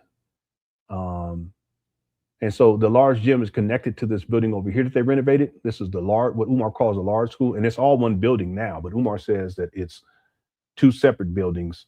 No, he says that he says that it's one building. Sometimes he says it's two, and then all of it together is five, but it's actually three, because this right here, what they built on right here, he counts this, what they built on the end of this, it's like a storage for the expansion of the small school. He calls that another building, but this is actually all connected. So it's one building here, and then one building here. But Umar, he said, because he always exaggerates, part of the line, he's a pathological liar. Okay, anyway, I know I got blown off a little bit there. I've been wanting to show you guys that. So again, Carlos, I've done this research. Also, I've gotten help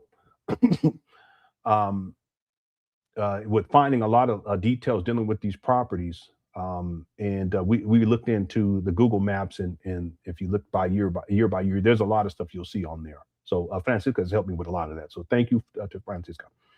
Thanks, Carlos, for being a member for 2 months. Asmara says, hi, Lenon. Today I saw a skit about Umar on SNL. Yeah, it was very funny and damaging to Umar. Yeah, and we talked about this yesterday briefly, that they kind of clowned him on SNL. And the guy was doing like, he was talking, I mean, some of the stuff they were saying was really off the wall and disrespectful, in my opinion. But then when they brought up Umar, they was talking about how the guy was saying, I'm gonna dedicate my this year's earning to FDMG, to donate to FDMG. Yeah, people are waking up. People are waking up. I mean, I'm not the kind of person to be. I try to be humble, but it's probable that they've probably seen. It's probable that they've seen some of these videos that I've done. It's probable. It's likely. Okay. So more and more people are waking up, and the good thing is that it shows you that the mainstream is aware of what Umar Johnson is doing. And I've already talked about this. I've talked about this for a couple of years now. And what tends to happen is that usually when individuals like Umar or Polite or Jay Morrison or Nature Boy, while they're in the act of doing what they're doing, not much work is done by the mainstream to expose it. Okay, you will have people like me or other people they'll cover people. There are people who had their whole channel was dedicated to Nature Boy. They did a fantastic job covering Nature Boy. But then once the shit hits the fan with these individuals and they get thoroughly exposed, in this case, I'm using an example of Nature Boy, that's when mainstream tends to jump on board and they'll do a documentary. The same thing with people like P. Diddy. People knew that P. Diddy was into some freaky shit long time ago. Same thing with R. Kelly.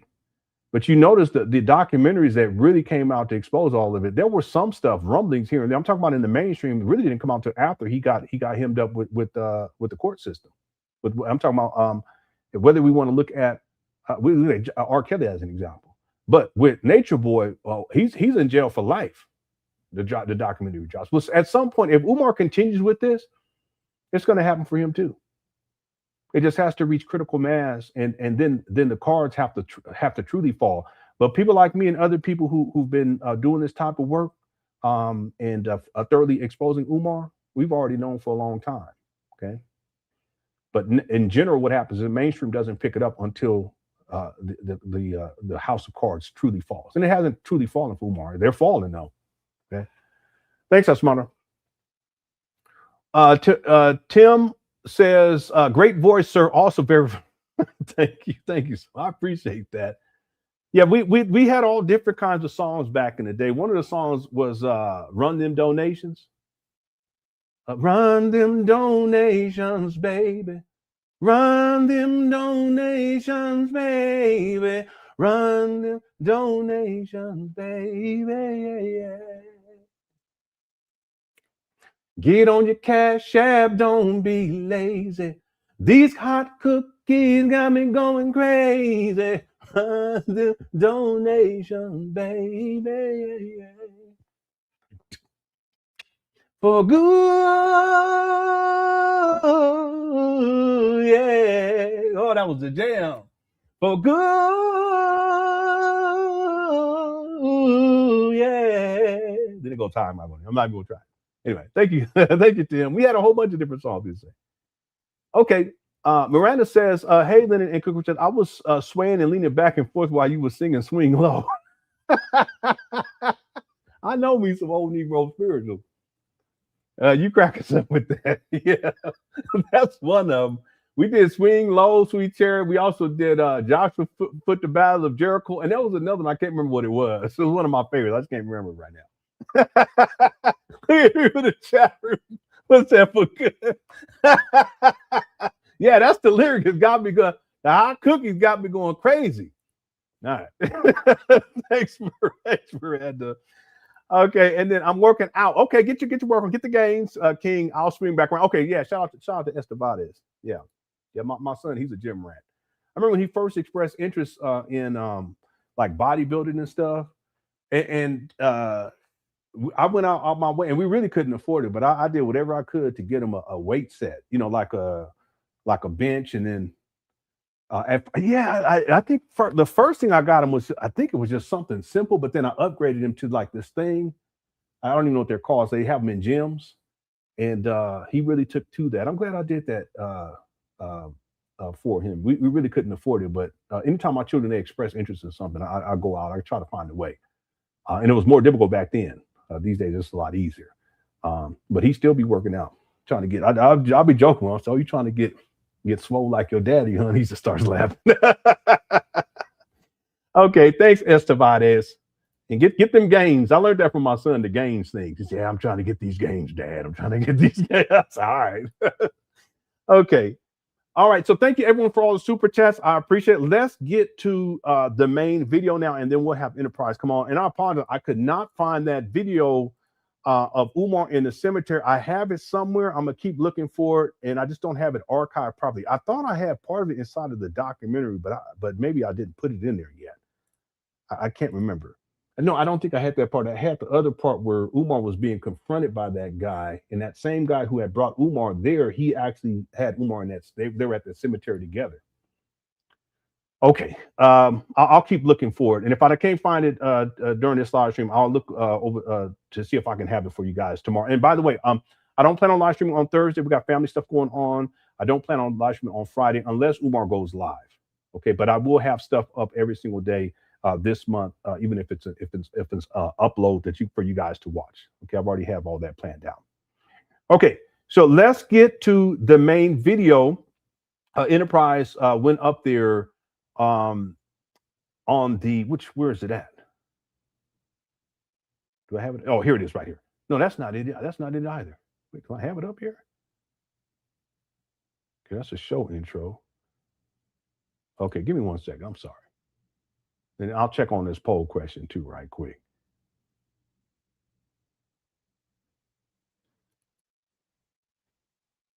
Yeah, it's not. What in the world is going on with my thing today? For some reason, I thought I had it pulled up. And then now when I go into this folder, let me look in here. I think it's in here. Yeah, here it is. Okay. Oh no, I had it pulled up. It's just it has red curtains to start. So this is from May 5th of 2016, and let's see if renovations are completed. We got over 1,100 people in the building. If you're enjoying the show, make sure you hit that like button, because that helps to get these out into the algorithm. And then let me check to see where we're at with the poll question and where we're at with the likes. Our goal for likes today is 400, and right now we're sitting at 427. So let's go for 500. And normally we go for 500. So if you're enjoying the show, make sure you hit that like button. And then let me check this out right quick. The poll question: do you think Umar Johnson completed renovations on the small building and the small gym? 8% said yes. 92% said no. We have over 1,000 votes, almost 1,100 votes. So, and make sure you vote on the poll. I'll close that out a little bit later on during this live stream. And then our goal for likes is 500. We're at 440, and we're getting close to reaching what is it? 80? No, Is 89,000? Yeah, I think it's 89,000 subscribers. So I don't want to tell people to subscribe, but I want to get to 100,000 before I die. Okay, so we need to hurry up. Not to be like that. Okay, so this video is from May 5th of 2016. And I was just going to play without the audio, but we'll just go ahead just so we can save some time. I'll play it with the audio, and then I will have Enterprise, who's the brother that went and took this video. We'll have him on. Okay, so here we go. Shout out to everyone who sent Cooker. Thanks to the Miles too for handling business. Also, thanks to everyone who sent in super chats during the live stream. Here we go.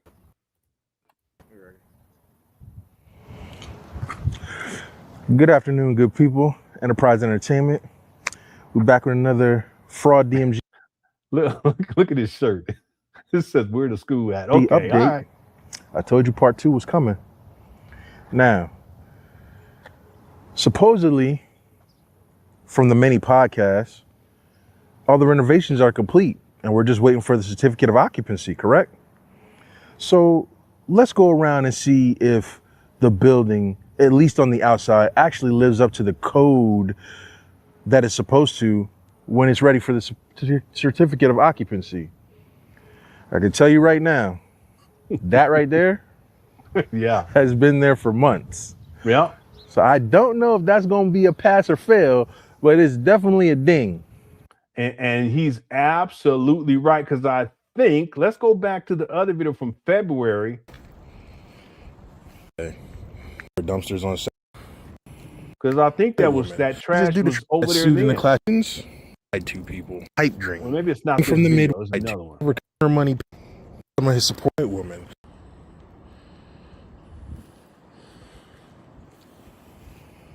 It might have been the other video from February that he did, or around that time. But maybe let's see if he goes all the way over here. I just can't remember right now. Newsflash: Frederick Douglass got trash in that courtyard. Yeah, that's it right there. So this is February. Man, this is diabolical, Umar.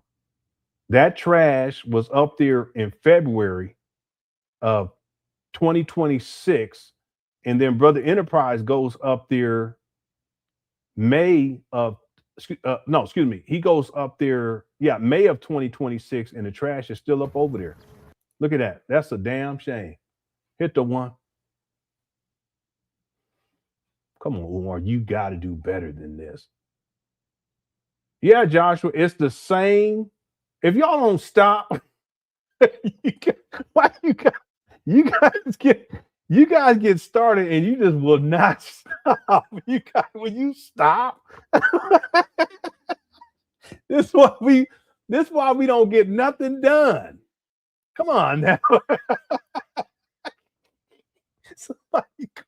Somebody called me Lenon Richard. I'm offended by that shit.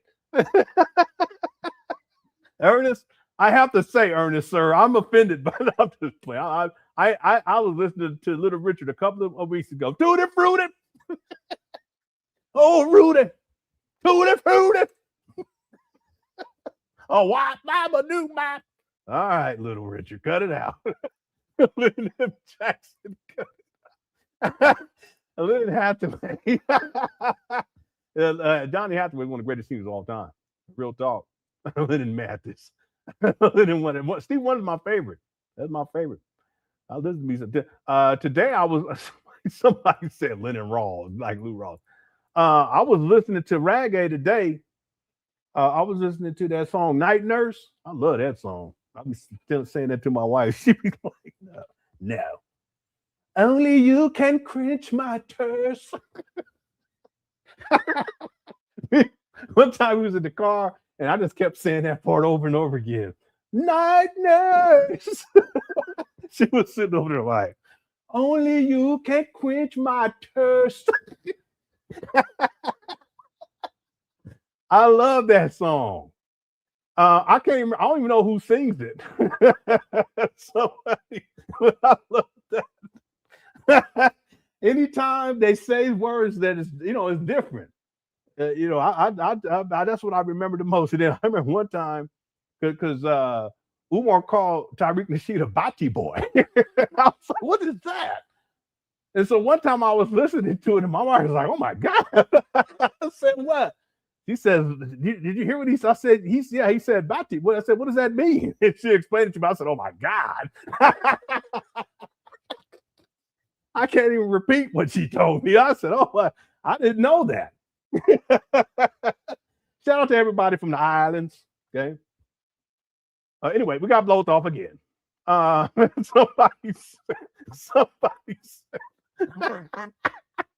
Lenon King Cole, y'all tripping. Lenon DeBarge. Yeah, it's Gregory Isaacs. Yeah, no, don't do that. No, don't do that. Okay. See, that's Umar right there. Umar, don't do that.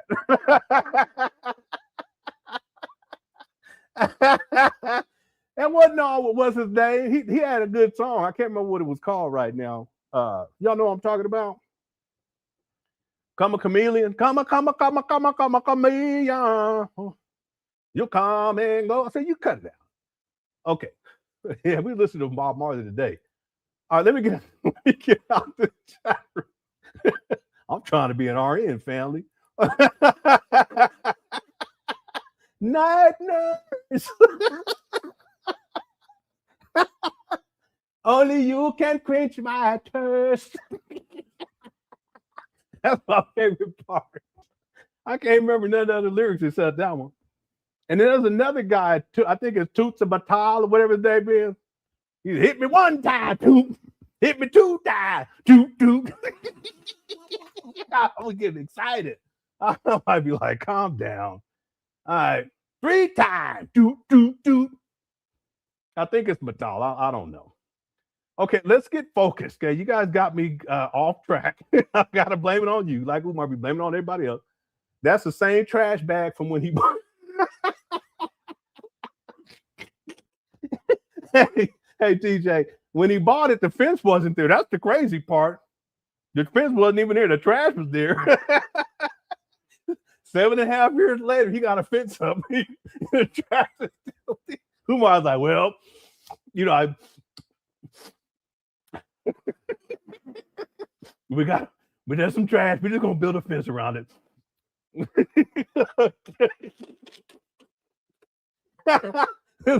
That's how lazy Umar is. He said, we're just gonna build. I know we should put that in the dumpster, but we're just gonna build a fence around it. So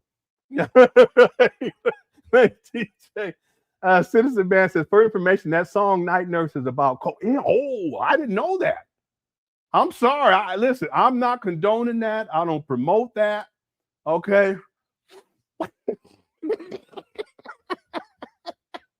It's like when what's the basketball player? He played for the Lakers. Dwight Howard, when his wife or whatever came out and was telling all the business. Did y'all see that video? This lady took out a little bag. Like, I don't have nothing that look like it. And she was like, and this, you see this? It was like some Coke or something. I kid you not. Y'all see that hit the wall? I was shocked. And he's been doing this and blah, I can't believe it. And the kids, and I've been dealing with this. And you know,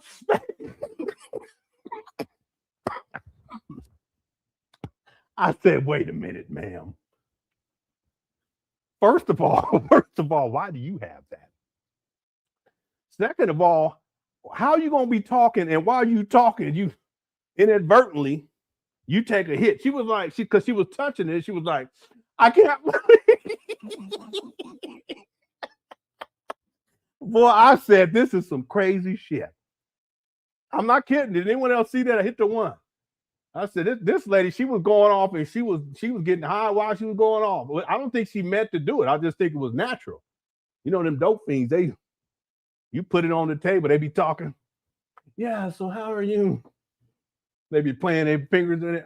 They dip, yeah. So I was at Costco and, you know. And you be like, huh? So you got to watch them. Anyway. I did not know that song was about. I'm gonna ask my wife. I thought it was about a nurse, but he's talking about a woman. You know, like what's his name? Sexual healing. That's what I thought. It was something like that. Because when I get that feeling, you said that's what I thought. But evidently, okay, I'll ask my wife. If she confirms that, I'm not gonna sing it again. Thanks, Citizen Man TV for the super chat. I appreciate it. Lynn Orange Juice Johnson. Orange Juice Jones. Okay, y'all been going crazy with that during the live stream. Okay, thank you for the super chat. And then Simply Complicated says, are Umar's good pair of jeans still laying on the ground around those Bandos? Yeah, there was a time where there was some jeans just sitting on the ground. We've seen all kinds of stuff sitting on the ground. He said he found condoms, used ones, beer bottles. One time there was a makeshift toilet. I kid you not. It was a bucket. Hit the two. You guys remember that? It was outside. Homeless people. I thought one time there was like a used diaper. One time there was like a mattress for like a baby, or like a toddler mattress. I mean, there's been so much stuff, but you're right. One time there was a pair of jeans sitting on the ground. But at least you don't wear them old jeans. Let me stop. Okay, thank you, Super Complicated. Okay, we got to make some progress now. We've been having too much. I've been joking around too much during this live stream. Okay. I used to enjoy Bone Thugs. I didn't understand what they were saying, but I listened to them. Okay, let me get out this chat because y'all got me blowed off. Okay, thanks everyone for all the super chats. I appreciate it. Let's get back to the main video. Here we go. Same bag of trash. Never gonna change.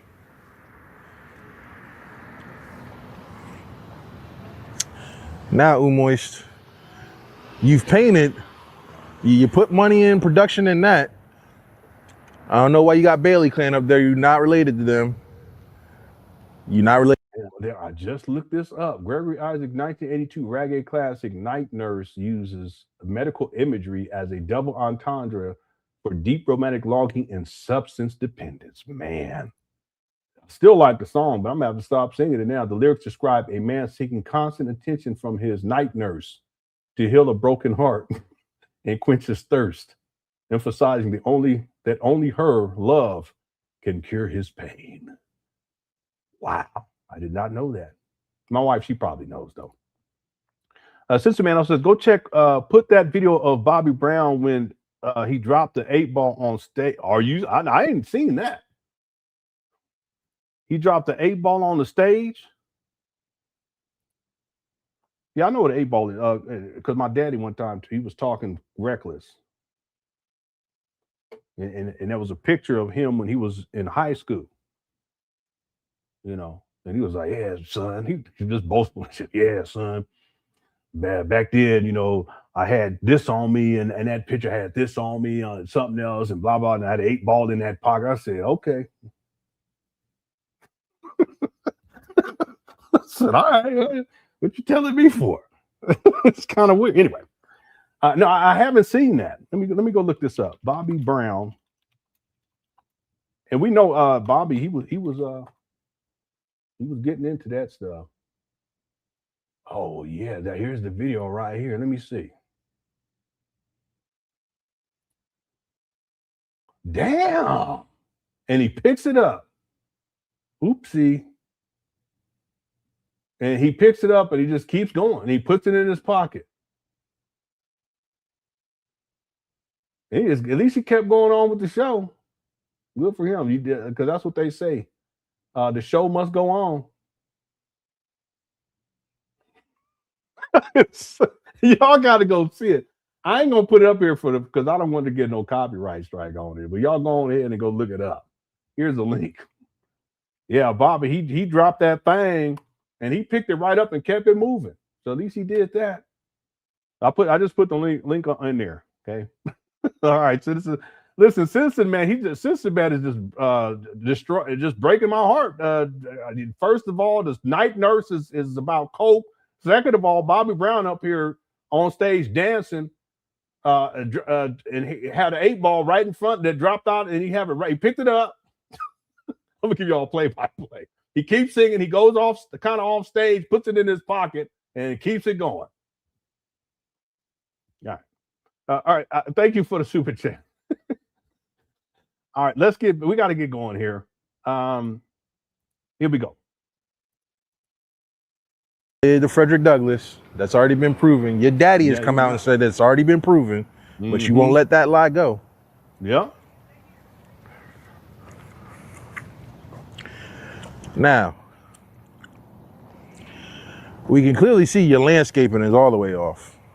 Let's just start right there. Is somebody gonna cut this down, or is this gonna grow into the next Audrey 2 from Little Shop of Horrors? No copyright infringement. Okay.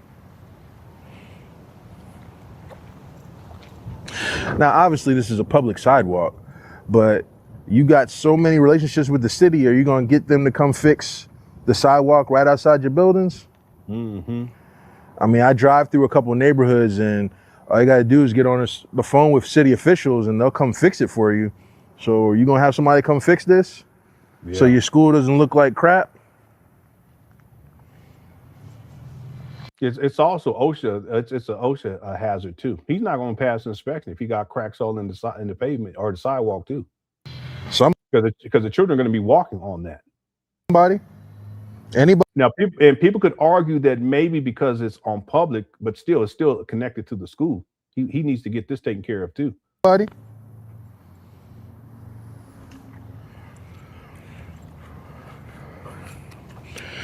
Umar, a couple months back, you said you had dumpsters out here that you cleaned out the inside of the buildings. Why we got litter all over the place? Why is there litter on the inside though? That's crazy. And this is a bush right here too, y'all. This right here, this is a bush. You can go back to the OJ Moore Academy. This is not a tree. Look at that. Look, Umar, come on, man. That's a bush. All right, people. We to the front of the building. Let's just see if we up the code on anything. Now, from the looks of this is your major walkway to your main doors, right? Mm-hmm. You know, with the address label that ain't cleaned off, that's got all kinds of dirt and dust. I can't tell if that's 116, 611. What are we looking at? Yeah. Now, we got rust pouring through the side of this entire walkway. Yeah, that's a major problem because that's connected to the pole that's coming out the top, and structurally speaking, that means that there's corrosion that's taking place on behind. That's a problem. Yeah, Umar, he's such a liar. Renovations are not complete. All stemming from your railings. Yeah, there it is again. There's a whole chunk of cement that's knocked out. Okay, that has to be addressed too. See, because the children, they're going to be walking up. You know how children are when it comes to rail. They'll jump on railings and push on it and all that stuff. Well, if it gives way. See, listen, this is not going to pass inspection. They don't even have to go inside. About to rust off its own foundation. Yeah. Sorry, you can't put a Band-Aid on a broken leg. It's a Band-Aid on you. That's crazy. Now, I typed into Google. Everybody uses Google. Mm-hmm. If you have cracked foundation on walkways, can you pass a building inspection by Newcastle County law or code? A cracked foundation on walkways can pass Newcastle County inspection if the cracks are deemed non-structural, superficial, and do not pose a safety hazard or threat. As you can see, these cracks go down this entire foundation of this walkway. Mm-hmm. So that is more than structural, and they are not superficial. Yeah. The fact that these railings are rusted through, all at the bottom, that means they will not be deemed safe. And it's not just that one. You got the bottom of that one. We got the bottom of this one, and it goes all the way down. How do I know this? Because you can see the rust collects all underneath. This is not a paint job, Moist. You got to replace this whole thing and get this whole walkway redone.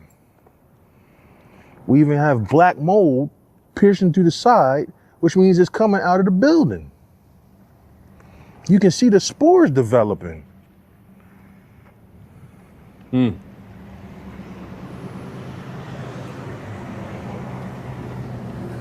So, if I was a building inspector, which I'm not, You came the Jamaican one that's holding you up.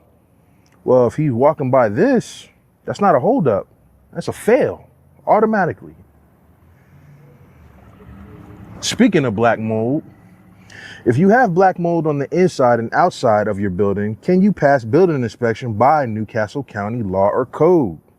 No, you generally cannot pass inspection with significant visible black mold inside or outside. Yeah, well, that's it. That's all. That's it right there. It was crazy. Yeah, I know Domo, it's 7 years, a little over 7 years now, right? 7 years in 3 months. And he hasn't dealt with the mold, and it's actually gotten a lot worse. According to Chapter 29 of the Delaware Code for local and commercial property maintenance.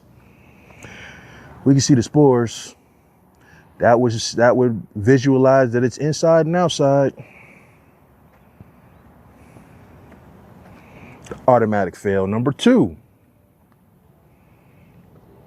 So we got cracked foundations. We got black mold. We got rusted whale rays. I'm trying to tell you, you're not ready for no final inspection for the certificate of occupancy.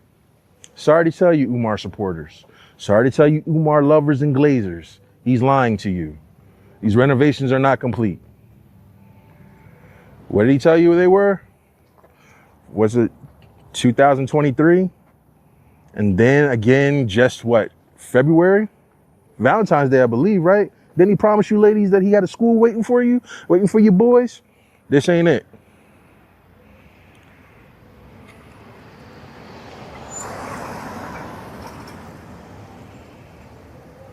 Look at the grounds. You don't even have landscaping done. Grass is all dead. Look at the door. That's unfinished. Who even knows if that sprinkler system behind there is even up to code? Umar, you gonna pick up your litter? I don't know if you was up here having a smoke session, but take your lighter with you. Damn. Now, we were speaking of black mold, were we not? Look at this whole wall. All the way up. You guys realize, man, this is crazy. You guys realize that this black mold's been there for years, but this pipe, this downspout, Umar just put that up there recently because we've been conning him about that. Hit the one. See, a lot of stuff that Umar does is because of us giving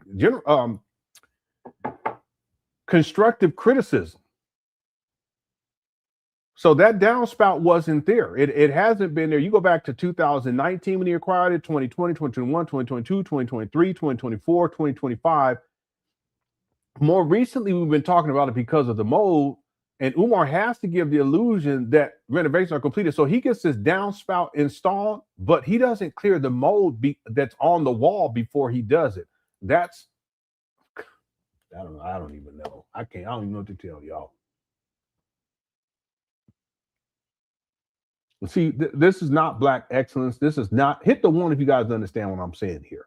He gets a downspout installed, but he doesn't clean the mold on the wall that was there before he installed the downspout.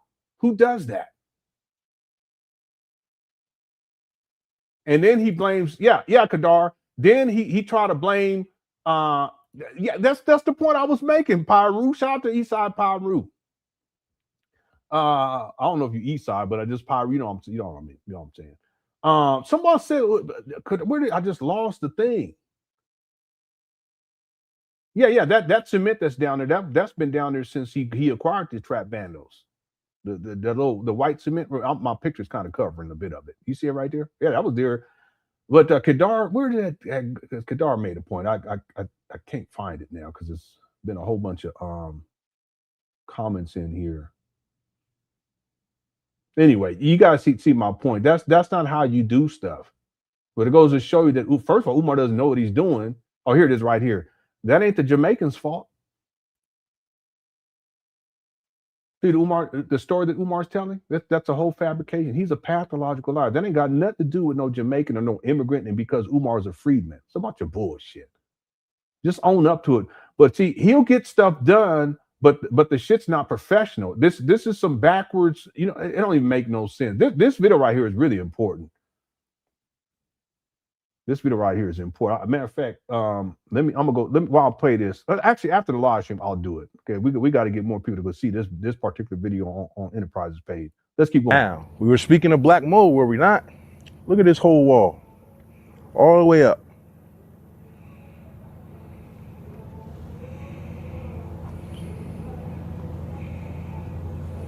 Crazy.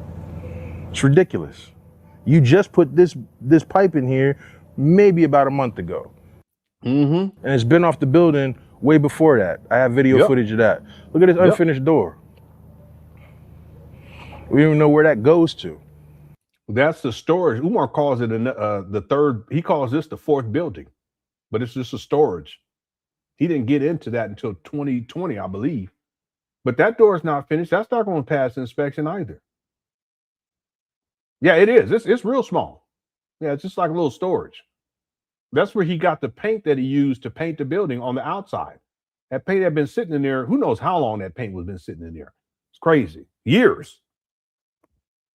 No HVAC, no ventilation, nothing. And when he went in there the first time, the brother that was in there, well, he called it hazardous waste, and it was unusable. Yeah, it would be. Let me go see right quick. The Moyer Academy closed down for the second time. And Umar put on this whole big show about how he's going to get a professionals to paint it, and he needs donations to get the professionals to come paint the outside. No, he didn't buy no new paint. He used the old J. Moyer paint, and then he had his donors come up there to paint for free. But he got all those donations when he was telling people that he was going to have it done professionally. He's such a scammer. Maurice J. Moore, the first time it closed in 2010, the second time it closed in 2015. So roughly about 4 years later, Umar acquires these trap bandos. I think he does the paint day in 2020, maybe 2021, but let's just say 2020. So that paint would have been sitting in there for at least a half a decade. He gets into that room in 2020. When did he do the paint day? I was just doing a video on that today.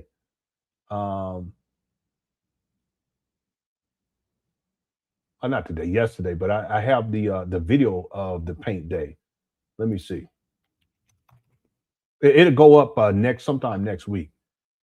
Yeah, the paint day, he did one in 2021. He did one in 2024. The one I'm talking about is 2020. It was August 31st of 2020. So that paint would have been sitting in there for, at bare minimum, a half a decade. But it could have been way before that, because I don't see why they would paint if they're going to be closing down. You guys see my point?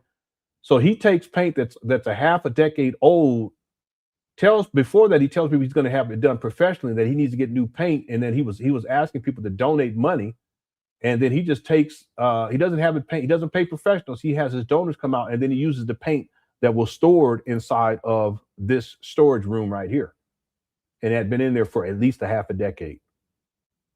It's just, he's diabolical with it. Yeah, these kids, they need to take this dog out. He need to go. I can hear him upstairs. He need to go outside and use it. Okay, let's keep going.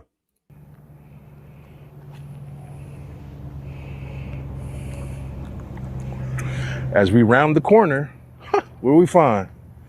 Another trash bag that's been there for months. Yep. Months. We look on the side of the building.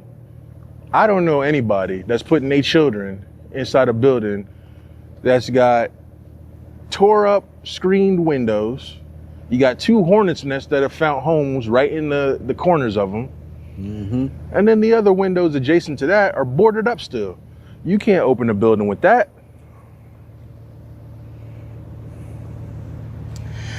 Now, I'm saying all this to say,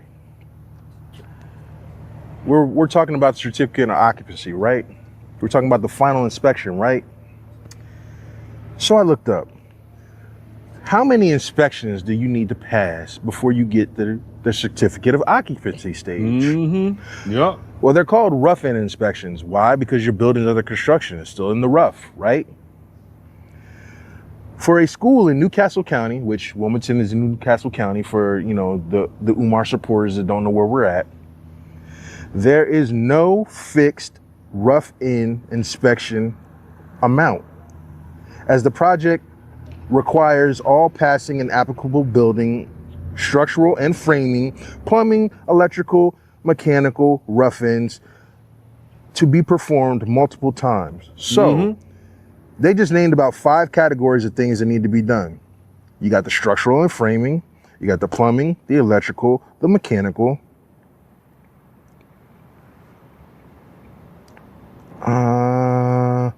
Oh yeah, so I did say 5. Structural, framing, plumbing, electrical, mechanical.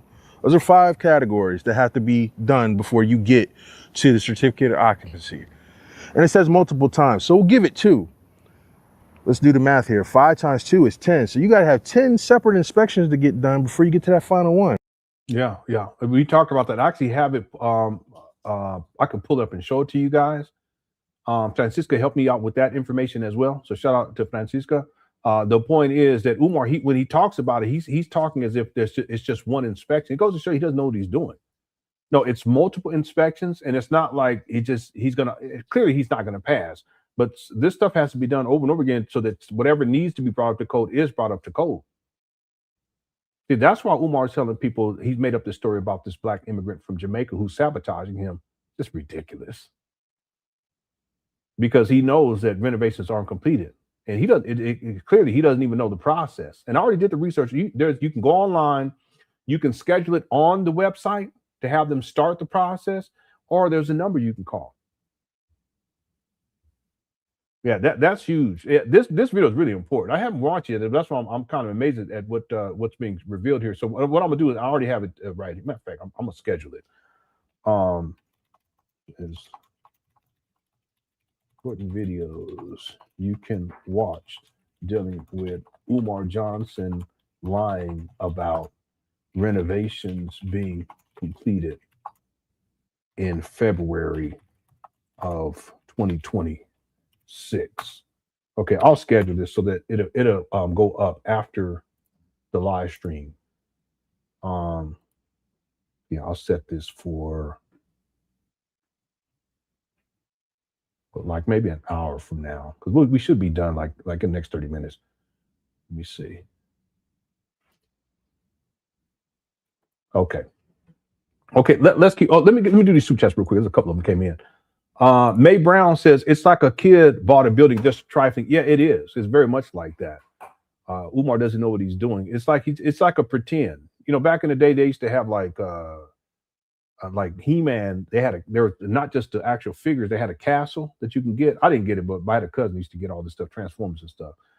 And we would play and act like we're, you know, there's different characters. Well, that's what these buildings are to Umar. They're just like a castle, or it's like a fort or a clubhouse. We used to build, you know, you build clubhouses when you was a kid. Umar, that's how he sees it. And he doesn't know what he's doing. He's just floundering around, pretending that and then he doesn't even know the process for getting a certificate of occupancy. He has no clue. And you don't have a team. Thanks, May, for super chat. Simply Complicated says, while all of this is going on, Umar managed the time to go on Art of Dialogue and give his take on the Kevin Hart bros, talk about priorities. Yeah. See, Umar, his priority is clout. It's not about opening up a school. Again, it's over 7 years since he acquired these abandoned buildings. He hasn't even finished one room. Not one black child's been educated. In 2010, he said the school was going to open September 11, 2013. We're 16 years later. He's raised millions of dollars, but he has time to go up there and run his mouth about black celebrities.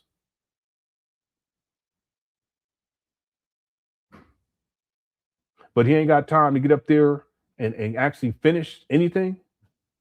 When was the last time we saw Umar up there live streaming? The last time was when he was up there putting orange glow on chairs. This guy's. But again, it just goes to show his priorities. But it's not just now, and you know this is complicated. It's not just, you know, today or this week or this month. He's been doing this for years.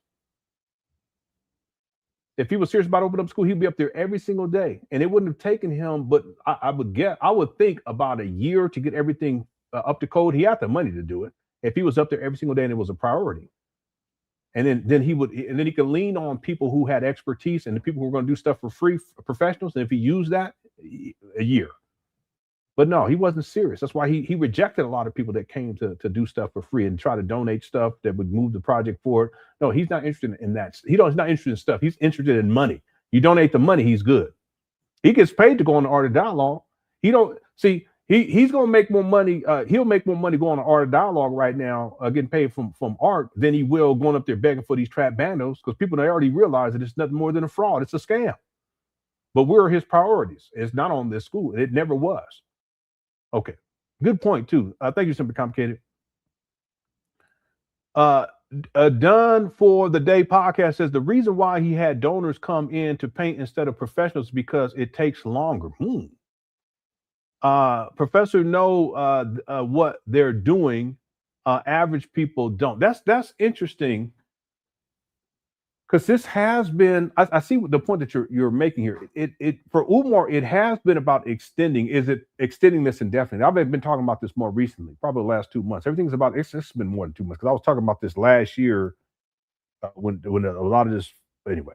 But everything is about extending this indefinitely, and he always has an excuse. Could it be that Umar Johnson, specifically for the paint day, that he used his donors because it would take longer to get things completed, but he can still pass it off as if progress is being made and that he's making an effort? Yeah, it could be. I mean, it's diabolical, but that could be it. I think it's, if anything, it would also, I would say it would also have to include,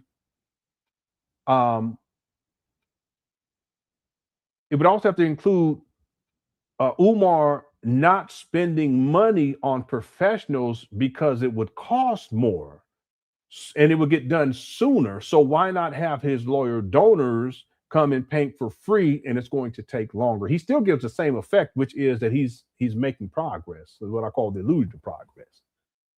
So yeah, I think so. I think it's two pronged.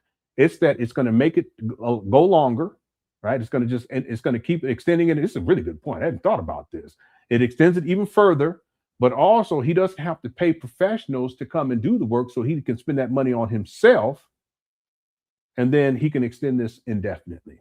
Okay, listen, this is a really good point. Y'all been making some. Y'all was goofing off further till you clowning me and shit, but this is really good. I hadn't thought about this, because then we could say, well, what about when he had people up there doing the lawn? Is that to extend this, but it makes it give the illusion that he's handling business? Maybe. What about when he had I mean, there's been all kinds of stuff. What about the gym? When he had people painting inside of the gym, was that part of it too? Maybe. Because those were lawyer donors too. And the gym's still not finished. So I'm talking about the small gym. So yeah, it would, if this is it, this would be part of it. Okay, again, two-pronged. Number one, he uses people who are not professional, but it still has the same effect because people think that he's making progress, the illusion of progress. But it also takes longer, so he can continue to extend this. But then the other part of this is that he doesn't have to pay a professional, where it would get done quicker and it would get done professionally, but then he would have to pay more money. Yeah, really good. Thank you, Don, for the Day podcast. And then in Light 10 Knee says, Lenon, great work at showing his life. Oh, thank you so much for the kind words. I appreciate it. You know, the thing is that if you watch enough, and I'm sure this is the case for Cheyenne Bryant too, if you watch enough of her videos, you'll start to pick up where she's lying about things. Well, with Umar, we've watched so many of these videos. There's a lot of stuff we can just pick out. Like, he could say something tomorrow, and we'd be like, "Hey, wait a minute! Back in 2021, you said this," and that's how it is with Umar. Because he's a pathological liar. And see, what happens is the more that pathological liars lie, then they start to contradict themselves. Okay, that's why Cheyenne Bryant is in a whole lot of trouble right now. She's a pathological liar. And see, what happens is that when she gets caught in a lie, or people start questioning her, she does like Umar. She starts getting belligerent. I don't give a fuck what are you supposed to? I thought you was a doctor.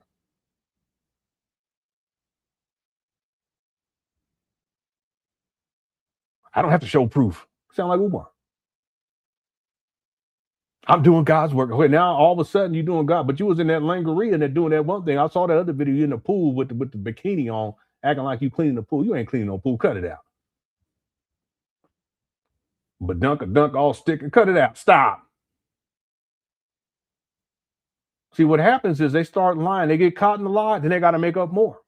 Oh, well, you know, I couldn't, the college had closed, which is true, but then I couldn't get in contact to get my transcripts. And so I contacted the financial aid, but I thought you said the school's closed. How are you going to contact financial aid for a school that don't exist anymore, ma'am? And then they told me that they could refund me, but then I can't get the credits for the courses, but I wanted the credits and blah, blah, blah. No, you didn't. You just didn't finish. That's okay. Hey, don't nobody give a shit.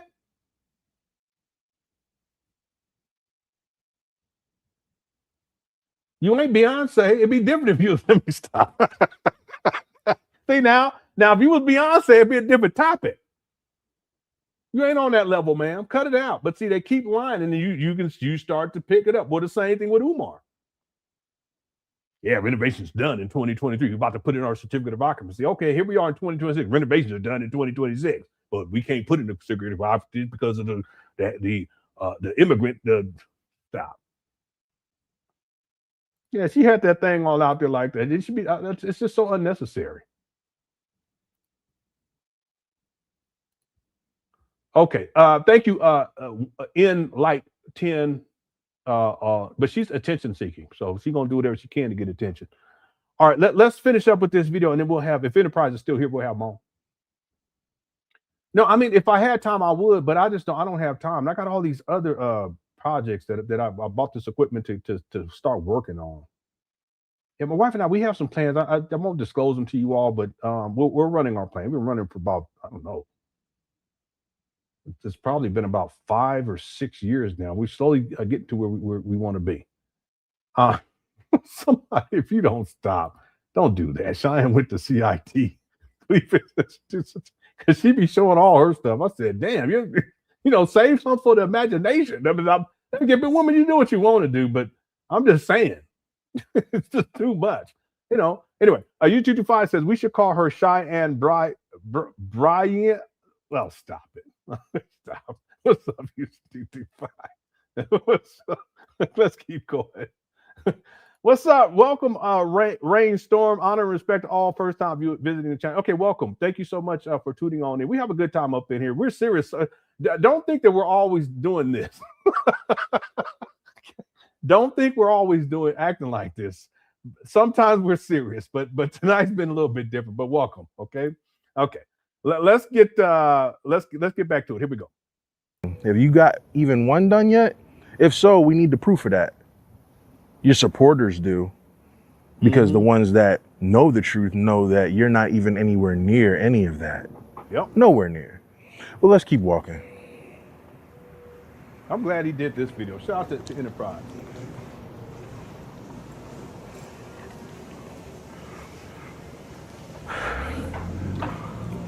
I don't want to say it as a stereotype, but I mean, it's black owned. We gonna cut the grass sometime soon? Damn, look at that.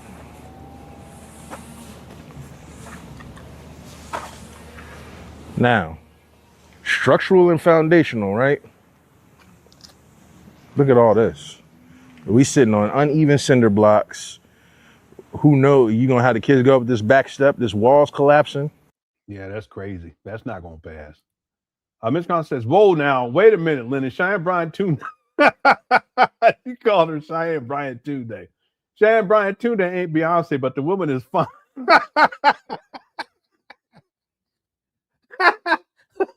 Man, why you always got to go here? Let me tell y'all something.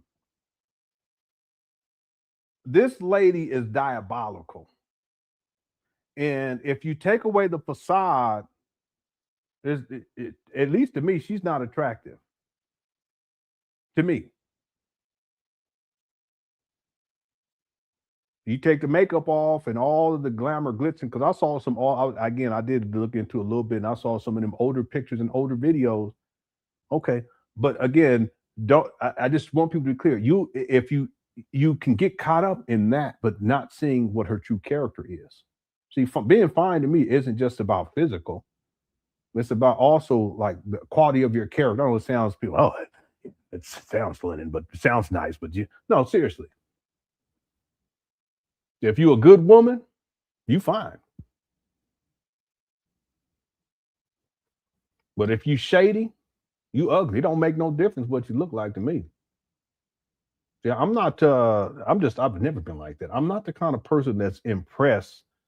Again, trust me, I see beauty in women, but I'm not. I don't lose my mind when it's a fine woman. I just don't do that. I've never been like that. She's deceptive and she's a pathological liar. So that to me, there's something also about her eyes, like under her eyes too, that is telling. Because I think about like, I know I'm getting way off track, but I'm into sci-fi. I think about the Sith and the Jedi, and then what happens to the Sith as they continue to do dirt. Okay, and then the darkness that starts to build in them. That's what I see in her. And I haven't researched her a lot, but there's enough that I've looked into. I can just tell. Anyway, yeah, on the surface level, yeah, you're right. But deeper, I don't think that she's not attractive to me. I'm talking about on a deeper level, right? Again, but that's just me. Right? Thanks, Mr. Controversy.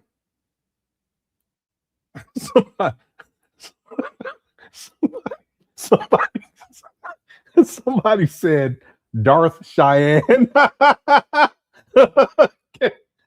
Again, I'm into I'm into sci-fi. That's the best way I can explain it. Okay. Thank you, Mr. Controversy. Jason says, can you put her pool cleaning video link in? No, I'm not gonna do that. I'm not. Y'all have to go look at it. I saw it, and I was like, this. It was either that or on her. Was it on her Instagram? I think it was on her Instagram. Let me see. I'm not going to put it in here though, because I can't promote that. I'm just saying that's attention seeking, and she wasn't cleaning no pool. And she was talking, but I didn't hear the audio because it was muted. I think it was on Instagram. Y'all go on there because it was like a couple of. You just have to scroll down a little bit. Yeah, if you look at what she pinned on her Instagram. You can tell she ain't attracted to me. She's not. Okay. And again, she can show all her stuff, but I'm not impressed by that. She got one thing, but she got a green on. What you got on, lady? Anyway, that's her business. But if you scroll down on her Instagram, I thought it was on here. It might have been on her YouTube. I'm trying to see right now. Yeah, it's not coming up on here. Oh no, it's on there. When you see it, she has on a yellow bikini, acting like she clean. You ain't cleaning no pool, woman. Cut it out. Y'all go look. It's on the Instagram page. Okay, thanks, J Civic. J Civic, can you please share the link? I'm drinking her bathwater, bro. Period. Listen, that's your business, sir. Yeah, she does, Domo. She reminds me of Zaza Ali. We covered Zaza, and I'm talking about before Zaza got into the spirituality and metaphysics. She was out here full-blown scammer, and she got caught up in because she was running several scams. A lot of people don't know. She has a criminal record too. She got hemmed up. I think it was the FBI. She got hemmed up with fraud in banking, dealing with mortgage lending, something to that effect. Her name is Ginger Daniels. You can look it up yourself. But the point is that when she got caught, and there was a couple of scams that she was running at that time, she went off. She went nuclear. Was just going through yelling and screaming and cursing and going crazy. Yeah, Cheyenne reminds me of Zaza. But the thing is that hopefully Zaza is doing better. You know, she got into spirituality and metaphysics, and hopefully she's doing better. She's reformed and she's moved on. Okay, like I was saying yesterday, we all make mistakes, and yeah, we have to hold ourselves accountable and do better. And if we do that, that's fine. But with Cheyenne, she's doubling and tripling down. With Umar, he doubles and triples down. Okay, that's not the way to handle these type of things. Umar needs a PR team, and Cheyenne needs a PR team too, because otherwise you leave her to her own devices and she self-destructs. Umar does the same thing. Yeah, someone said I was watching the video for research purposes. Yeah, ESP, I was. I didn't expect to see what I saw either. When I saw that, I was kind of shocked, because some of the pictures, it looks like. Not, well, I'm gonna leave it right there. It just doesn't sit right. But again, it is what it is. Okay. Yeah, people have been alleging that, but I haven't seen her any videos of her as a video vixen back in the day. I haven't seen it, but people have alleged that. But the people allege a lot of things. I go with somebody said it's a beautiful Sith Lord. Okay, let's get back to it. We got so blown off. Here we go. You got black mold on the side right here. Thanks, Domo. Thanks, Mr. Enterprise. I've never personally been back there. I mean, Mr. Controversy. But I can see the black mold coming off the top of the building. Oh, no. Yeah, there's black mold. So I already know that's probably a little shop of horrors back there. Mm-hmm. Mind you. Yeah, that's not passing inspection. There's no way. The Chop by T podcast that he was just on. Mm-hmm. While you said he's helping you with your son. You gonna send your son to this? Just let me know that. Let your viewers know that since your podcast is starting now. Are you gonna send your son to this? Because if you could say yes to that, then we can believe everything else that you said on your interview with Umoist. And since we know that's probably not the case, because I talked to you personally, you asked for my story and I was giving it to you. And then I also gave you the evidence that the person that you had on your podcast was lying straight to your face with the glazing questions that you were asking them. You threatened to block me. Said that I was bringing another black man down and coming against him. I've had family members say that to me. Oh, why? Yeah, well, that's a common excuse from Umar Johnson followers. We have the top 10 excuses. That's at the top. Well, no, that's not at the top. It's in the top 5. You going so hard on this dude? Why you saying this? Why you saying it against the other races that are coming against? Yeah, people do that. And I have that on the list too. That's where they try to deflect. Stop right there. This is not a black on black crime thing. This is a do the right thing. Yep. Are we gonna hold ourselves to a standard? Are we gonna do that? Other races do. Yeah. Why aren't we? Are we gonna stop letting grifters take our money and take our pride, calling themselves leaders, making us look like fools in front of everybody else? Are we gonna hold them to some type of a standard? Stop making this out to be that somebody. No, come on, Kadar. She ain't in no baby got back video. Don't say that. That can't be. Is that right? I'm gonna have to go watch. I refuse to believe that Cheyenne Brown was in Baby Got Back video. He's persecuting this fool. He's lying straight to y'all faces. He's going on podcasts telling y'all just unbelievable nonsense that is disproved if you just look up simple things. Look up simple code. I'm not anybody special. Y'all got. She was throwing it back on Tupac's Toss It Up. Don't you guys don't hold on. you guys don't. I think some of you. Someone said she was in a B2K video. See, now I don't want to do that. If there's proof, then okay. But I don't. But I'm gonna go look up this Toss It Up video right quick for research purposes. For research purposes only. Okay. I don't believe it. I don't believe it. I'm gonna watch it while we keep going. I'll mute it. Okay, thanks, Tawana Christian. Someone said B2K video. Yeah, no, it's not. Yeah, name is yeah.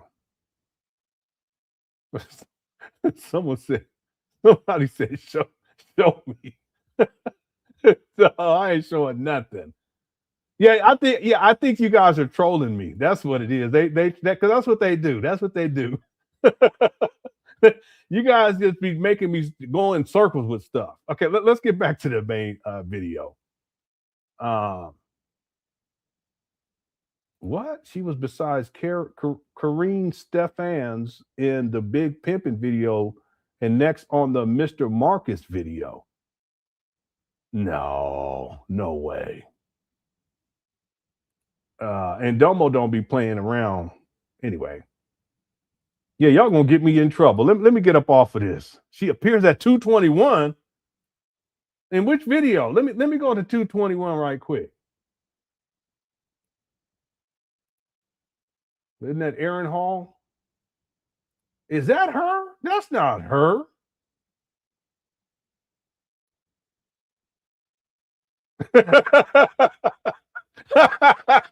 I'm about to clear. See, Domo playing. Y'all be playing too much.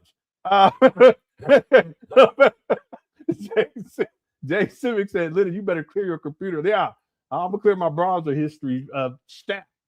All right. Let me see right quick. Oh, okay. Melanie is saying it's the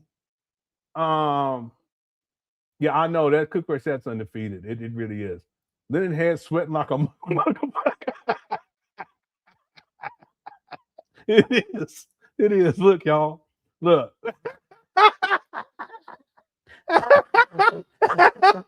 It really is, but we ain't gonna get to that right now. Okay, wait a minute. Someone gave me the time, a timestamp. Let me see. Now I done lost it because what's name was clowning me.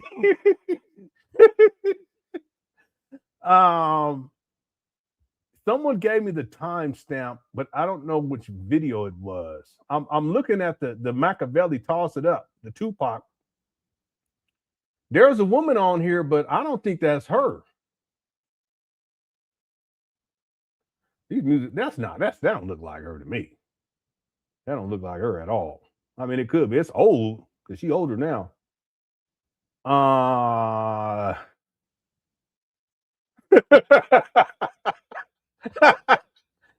Yeah, I'm running Malwarebytes right now, sir. Yeah, I know. Y'all got me running in circles. Let me get out this chat room. Okay, y'all tripping. Y'all got me. Y'all got me running in circles. I don't know, James. I don't know. Okay, listen, if someone has proof, email it to me. Just email it to me, okay? Yeah, they said 221, but I don't know what video, because in the Tupac video, there's a woman that pops up at 2. Let me show y'all. Let me see. I don't think this don't look like her to me. Here, I'll get a screenshot of it.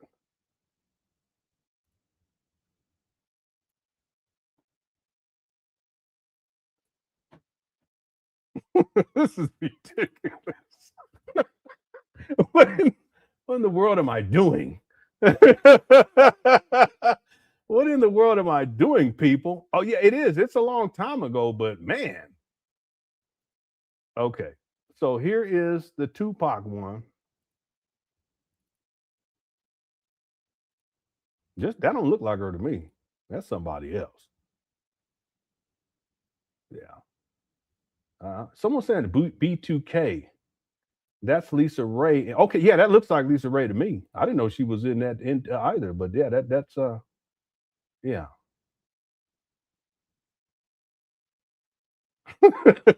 Okay, anyway.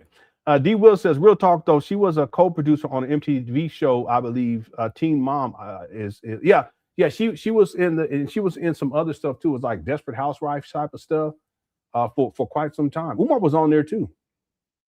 Someone said she got kicked out of Destiny Child. I don't know about that. She would have been 14 in the Tupac video. Okay, couldn't have been her. Thank you, Tenderoni. Yeah. People said that's Lisa Ray. I don't know none of this. I don't know none of this stuff. Yeah, you sure did, sir. Let's get back here. Goodness gracious, we got way blowed off. Okay, thanks, D. Will. Thanks, Mr. Controversy, DJ Civic, and Tawana. Okay, let's keep going. Oh, so you're saying, yeah, she ain't. That's not. That is not her. All right, here we go. Y'all got phones, computers, laptops. You can do the same thing everybody else is doing, but y'all do everything for clicks, likes, and views. Where's our standards at? This ain't about race. It's not. He likes to make it to be about race. Because he's actually racist. He's actually a colorist. He's actually a chauvinist and a misogynist. He can't stand women. He can't take care of his own children, but he's gonna take care of yours. He doesn't like black people at all, especially black men, especially successful black men. Why are we not bigging up the King Randalls of the world? Yeah.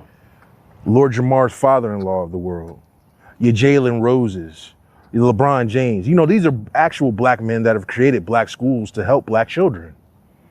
And they're actually doing it. Take your money that you're giving to him and give it to them. Not that LeBron or Jalen Rose need it, but King Randall might. Yeah. Lord Jamar's father-in-law might. Why are we not doing stuff like that? Why are we not bigging up them? Nah, you want to give it to this charlatan and this grifter because he can talk good? Because he could sell you a speech, he could sell you some Hotep quotes and some black historical facts? Yeah, he's speaking on it. I don't care that he's a walking Black History Month encyclopedia. That doesn't impress me. I can read that stuff too. Memorize it and regurgitate it and all those things. Say it in all the cadences and all of that'll make people say, wow. You're not doing anything. You're not doing anything but stealing from the black community. You're in the middle of Wilmington. It's hard enough being out here. I talk to real brothers that's trying to do stuff in the community every single day. I deliver to actual community places that's doing stuff with kids, after school programs and all that, trying to keep them off the streets and out of trouble. They're not robbing people. They're giving them actual programs. They're giving them actual hope. This is a grift. This is a lie. And the sooner you supporters cut him off, the sooner this mess goes away. Yeah. But I told you, every time he does a podcast, every time he does a live, I'm here. I'm on the ground. I'm up here at these buildings more than he is. Didn't you put on your taxes that you was up here 60 hours a week? It's the first day of the week, it's Sunday. You should be putting in about 10 hours, shouldn't you? Where you at? I ain't caught you up here yet. I drive by here almost every single time, every single week if I want to. I'm here way more than you. One time. Heck, if you wanted to, I wish I had the money. I'd take this thing over and make it a real reality. We had to demolish everything and start from the ground up, build it up right. Oh, but that's right. You don't want to take loans from the white man. You don't want to take handouts and grants from the white man. But you got white lawyers, right? Yeah. The white contractors finish the inside for you. Mm-hmm. But you all black everything. How does that work? Aren't you trying to get tax exemption? Ain't the government ran by the white man? Oh, so you want the white man handouts, but you don't want the white man money to finish your dream. That makes sense. That makes sense. Let's cut it off, people. Just cut it off. Only you can prevent this from going any further, and it needs to stop. He's stolen enough money. By most people's calculations, over $2 million. He's got to be closer to $3 million. You know what you could have did in this community with $2 million? Yeah. You could have built up housing. Yeah, with $1 million. There's $1 million. There's all kind of stuff. But Umar, what has he done? Could have made real programs. Could have thrown real block parties for the children. Book bag drives. Laptops for schools. Yeah. Something tangible. Has he even done a book bag drive yet? No. Most schools and entities like churches do a book bag drive every year for the kids.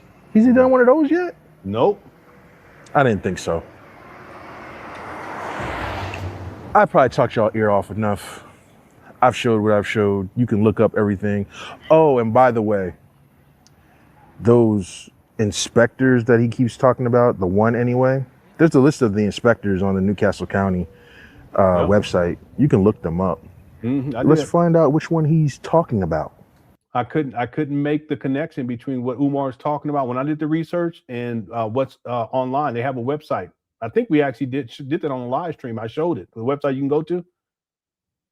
Yeah, that's a whole fabricated story on Umar. Because I guarantee that's a lie too. This is Enterprise Entertainment. I'm gonna be here, Umois. I'm not going anywhere. We out. Yeah. Yeah, so I actually I promoted it before, but I'm going to promote it again because I hadn't watched the whole thing. I'm gonna promote it. It'll go up after this live stream because people need to see this video. It's more important. It's really important because that's all anyone needs to see. Is Enterprise still in here? If you are, if you have time still to get come on, you're welcome to do so now. If not, I can have you on at another time. And let me go see right quick. Enterprise.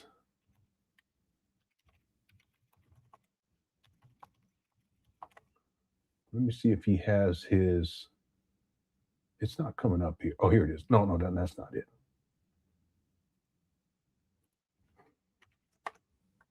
Maybe it'll come up this time. Nope. Let me try this. Yeah, let me see if he has his CashApp on here. No, he doesn't have it there.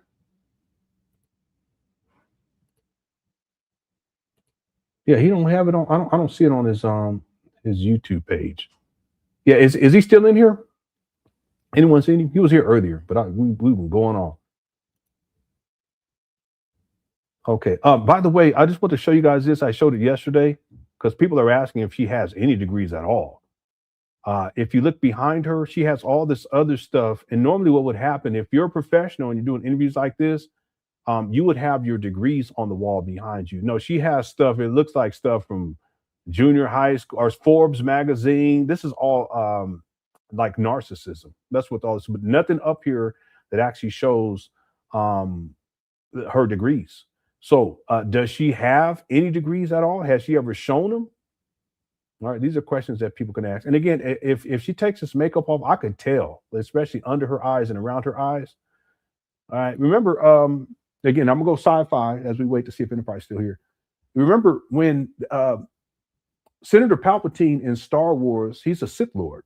And for many years, he's pretending to be a senator from Naboo. And he's manipulating everyone behind the scenes, including the Jedi, because he takes Anakin under his wing as a senator. But at a certain point, it's revealed that he is a Sith Lord. And the person who finds out is Anakin. And then Anakin goes and tells Mace Windu. Mace Windu comes back with the crew, and they get slaughtered. But Anakin helped at the end. But the point is that this Senator Palpatine, you notice that in terms of his physical appearance, it gets worse and worse and worse. So one of the things that the Sith are able to, or at least when you get to that level in terms of force control, is you can make yourself appear to look something other than what you are. You can't do it all the time, but you can do it enough to manipulate people. And that's what Senator Palpatine did the whole time he's a Sith Lord, because he was still doing devious stuff behind the scenes.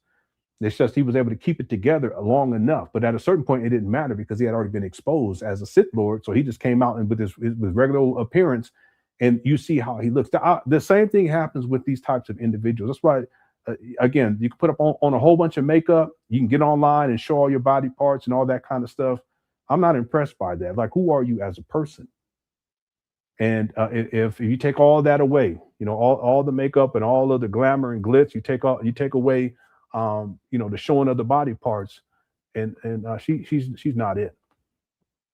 Yeah, he really was. He's like on a whole other level, big time. Somebody said my Naboo queens. Why hasn't anyone gotten FDMG interior footage yet? Well, there are again. Umar doesn't let. See, that's another thing. Umar, and we're going to be done with it. I don't think Enterprise is here any longer. But I wish I had his Cash App so we can send him a little something. But I'll get it and I'll promote it again because he's been doing a fantastic job up there. So again, Umar's painting himself into a corner. It's at a point now where he can't let any old body come through there, because if he does, they'll report back and they're going to express that, hey, listen, renovations aren't completed. So he can't do that. He can't even go in there and do a walkthrough right now. So the idea of him letting someone else come in, that's just not going to happen. But there is plenty of interior footage that we have going all the way back to when he acquired the abandoned buildings. Him making improvements over time. He has done some work up in there, but it's 7 years in counting, and he lied. Renovations were not completed in 2023, and renovations were not completed in 2026. So now he's in a position where his back is up against the wall. He can't let anyone come through, because if they get in there, they take video footage or pictures and they show it, or they show it online, more and more people are going to wake up and realize that this guy, he's a pathological liar. Last point, the reason why Umar lies is twofold. One, to misrepresent himself, because his self-worth is largely tied up to the online persona that he's created, just like Cheyenne Bryant. That's why they can't let go of lies, because in essence, they'll have to learn that they have to let go of an aspect of what they've projected online to people, and that's what gives them worth. That's what gives them meaning in life. Okay, it's all lies, but they can't let it go, because if they let those lies go and they tell the truth, then the value that they perceive themselves to have in the real world, which is all inflated anyway because of ego and narcissism, that goes away. And they're unwilling to do that. Umar is unwilling to do that. See, if they told the truth and let go of all the lies. So that's one thing dealing with this whole situation. But the other thing is that money. For Umar, the lies, it's about money. I'll propose that with Cheyenne Bryant, that money is a factor too. But I also think a lot of it for her is just attention and being perceived to be a celebrity or some sort of a star. Jay Morrison had the same problem too. Well, Umar has the same problem as well. So money and the identity, the false personality that they've created online that gives them value and gives them worth. Because if you take all that away and you look at what they actually have, they have nothing of value, nothing of consequence. Okay? So instead of building something over time, they just keep lying to continue to build the narrative that gives them value and worth and meaning. Okay, thank you, user 225.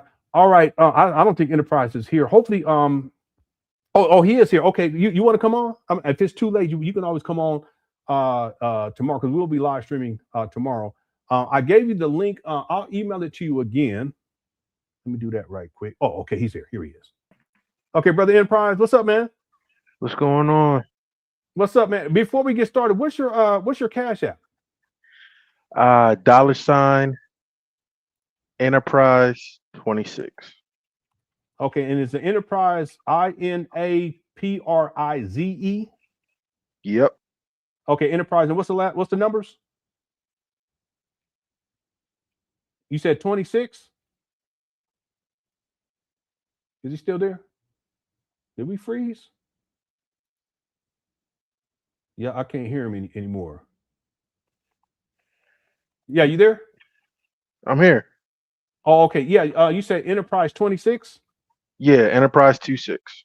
Okay. Yeah, I'll send you a little something. I'm gonna put this in the chat room. I appreciate you. Yeah, no, I appreciate you, man. I hadn't watched the whole video. It was really, really good, man. And I'm gonna promote it too. I'll keep promoting it on the next couple of days, so people need to see that. Yeah. Just to let everybody know, part 3 coming soon. Oh, okay, cool. Part 3 yeah. coming. So we watched the video. You made some important points about all of this. If we can start, you talked about how you do have family members and maybe even some friends who kind of defend Umar. Can you expand a little bit more about that? Yeah, I'm obviously I'm not going to name anybody in particular. Yeah. But just in general, yeah, I had some family members, and the crazy part is they start out saying, "Oh, you're doing a good job." That's wild. That's crazy. But as far as me continuing to go up there and continuing to counter live him, as I so graciously coined it, they came back to me and they're like, "Well, why do you keep going at him so hard? Give the brother some slack. You know what? Why?" Or they would transition from that to why you not going after the quote unquote the white man that's doing this, that, and the third, and say anything against it. And that's where I had to stop them. I'm like, why do we have to pivot off of another race when in the way that different types of politics and things are set up, other races police themselves? Why aren't we policing our own? Like you've been saying tonight, the Cheyenne Bryant thing. The crazy thing about that is I was a fan of hers too. I was lined up when she did the whole Shannon Sharp interview and when she was on that one panel I keep forgetting the name, where they were touring with the different people and they were talking to the people coming up asking questions and all that about Okay. relationships and all that stuff. I was a fan of all that stuff. And for it to come out now that, her doctorate and her credentials are in question and all that, and it's sad and it's crazy. My only counter to that is, with the same fervent that everybody's going at her and finding the factual stuff behind her doctorate, whether it's legit or it's not, and vetting all her stuff from top to bottom, why aren't we doing the same thing with Umoist? Yeah. Because they're just as diabolical, both of them. You claiming credentials that you don't have. Like, you said something about him having his side D. That is correct. He has his side D. I still ain't referring to him as a doctor I because don't either. guess what he doesn't have, and that's verifiable just as much as the things that he does have. He's never had a certification. Not He doesn't have a valid one anyway, and he's never had licensure. No And license. those are the two things that you need to even be practicing. And when he claims himself as a clinical psychologist and all that, that's actually illegal. The fact that he's doing that and he doesn't have licensure, and that you can look up because that I'm giving a little bit away, but those are the type of things I'm gonna be going over in part 3 when I go back up there. Okay. Yep. That stuff is written, especially in Pennsylvania law. The fact that he's even saying those things when he's doing his little mama closet sessions and on these podcasts, and he's getting introduced as, doctor of clinical psychology and all those things, it's illegal for him to even put those titles attached to his name because he doesn't have a license. Yeah. He's never been licensed. He did have certifications as a national school psychologist and as a school psychologist, and he also had a license as a principal. But those, he doesn't have those anymore. He hasn't had them for many years. That's why you can't find him in any databases. But he's never ever, and he's admitted this, I have video evidence of this, he's never had a license. He's had certifications, but currently he holds no certifications, no license. But he still tells people that he's licensed, and he still acts as if he has. No, he still tells people that he's certified, and he's still telling people that he's doing professional work where it requires a license where he does not have one. He's a fraud. He's a fraud.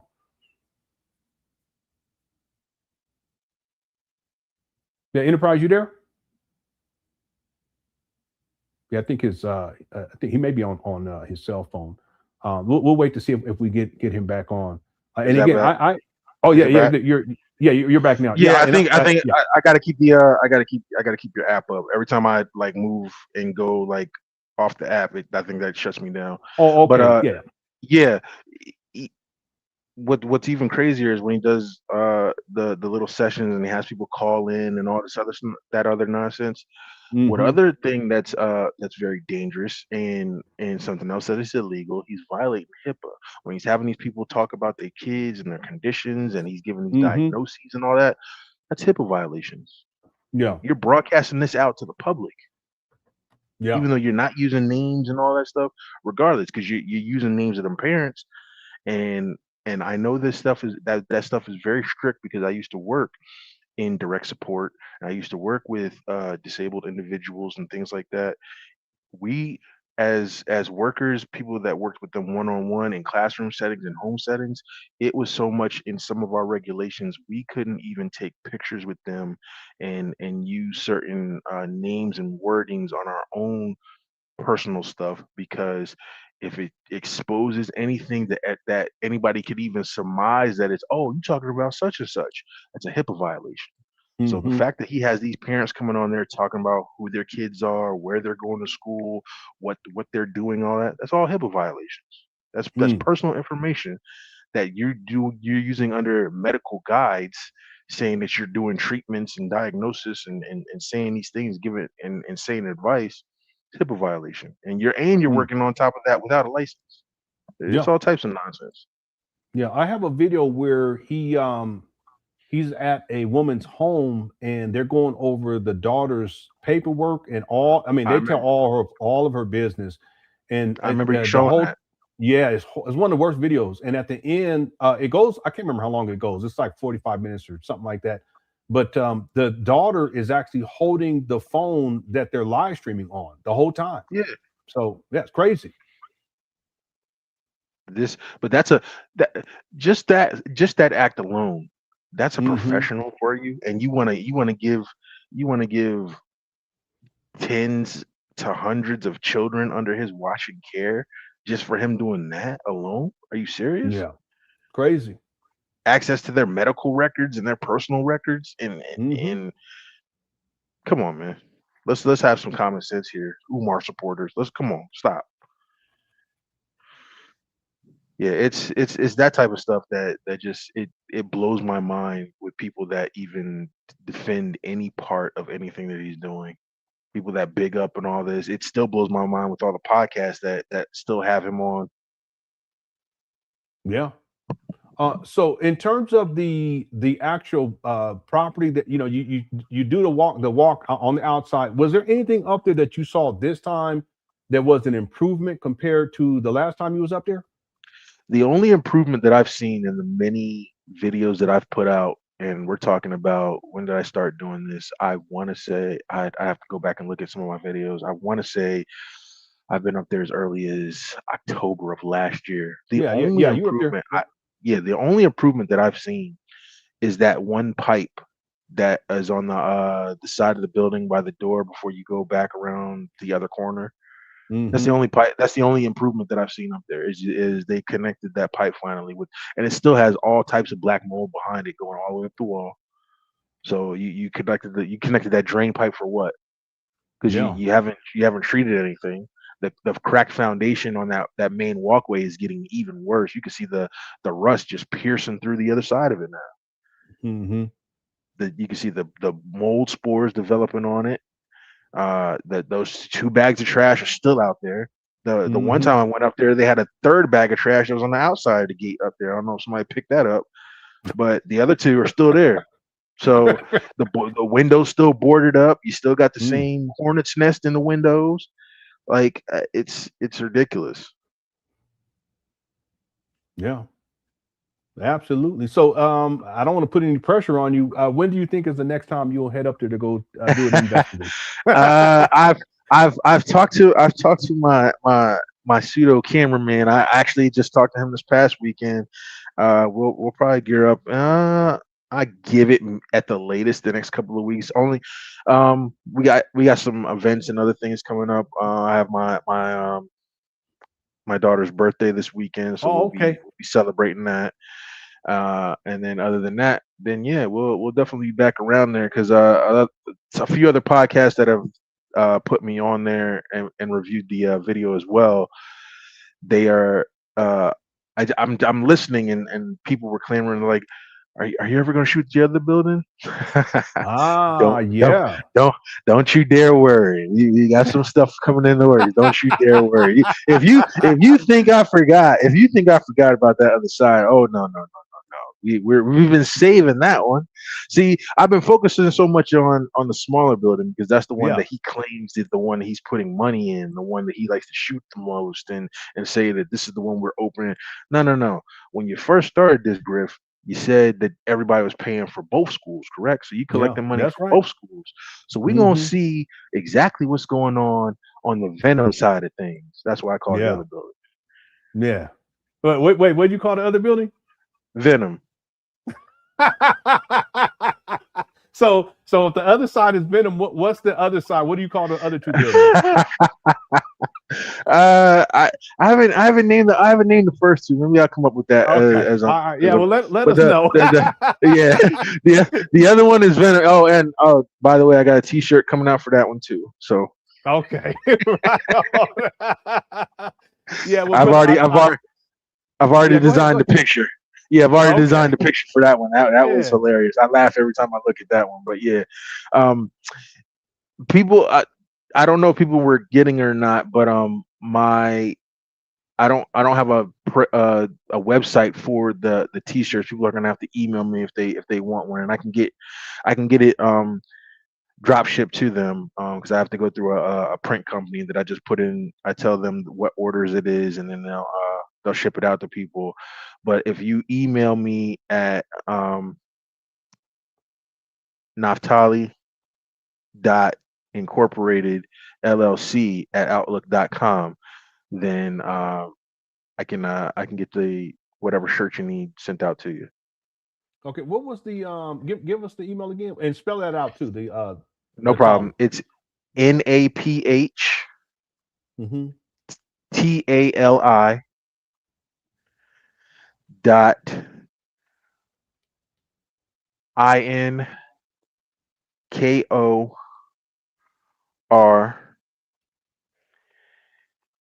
INKORPORATED LLC.com at outlook.com. Oh, at Outlook. Okay. At outlook.com. Okay, I'll put it and I'll pin it inside the comment section for this video. Appreciate and you. Then I'll also pin your Cash App. I'll send you a couple bucks too on your Cash App. I received that. I appreciate you. One of the other members sent me something too. I appreciate you. Appreciate okay, yeah. Whoever sent that, thank you guys so much for that. Yeah, thanks for going up there and sharing this information. It's important. It's important. I appreciate it. Absolutely, and I get it. It to me, sometimes it gets a little redundant because I can only shoot the outside of the buildings because I don't want to cross the gate. I don't want to give him any fervor or any ammunition to say, oh, they're trespassing. You're not gonna catch me with that one. But as much as I can shoot, just to show if there's any type of progress on the outside. And like I said, when I go up there and I shoot and there is progress, like when he connected the drain pipe, I reported that too. But as we can see, that's the only thing you've done. And I don't even know if you really realize that you did that, but it's crazy. And these podcasters that have him on, I don't understand how y'all is this what we do for views? Is this what we do for clicks and views now? Like we don't even care about what the actual truth is, especially when we're talking about our own people. It's because, oh well, he's polarizing and he's gonna get me 10,000 looks because I had him on here and he's saying all his controversial nonsense. So you'd rather have a fool on there performing for you versus doing something that's actual for your people. I don't see anybody interviewing King Randall. I don't see anybody interviewing Lord Jamar's father-in-law. I don't see anybody interviewing Q Butter.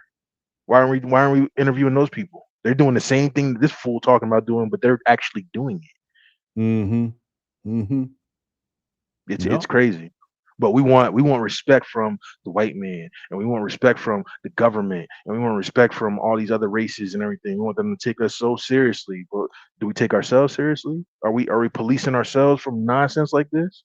Nah, we letting charlatans like him and Shanae, Bryant and everything represent us out there in front of the masses. These are the people that they see in the limelight, and we keep big up in them. Come on, but we got to do better than that.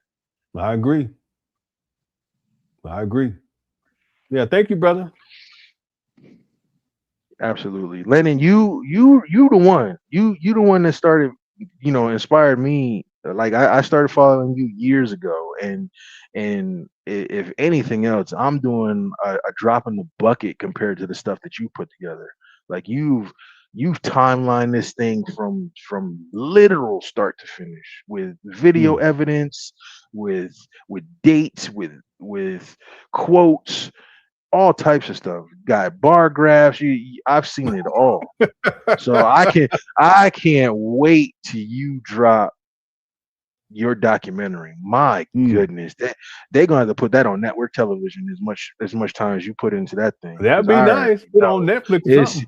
It's going to not that you haven't already, and not that others haven't already, but that if anything else, that is absolutely going to leave without a shadow of a doubt, no question, as you shredding this dude's behind, as it should be. Because it's ridiculous. It's just absolutely ridiculous, and it's still going. Like I don't understand. This is we're almost 10 years into this thing by itself. Forget how long he's had these buildings. Like I'm sorry, we're over 10 years because what he said he started this 2010.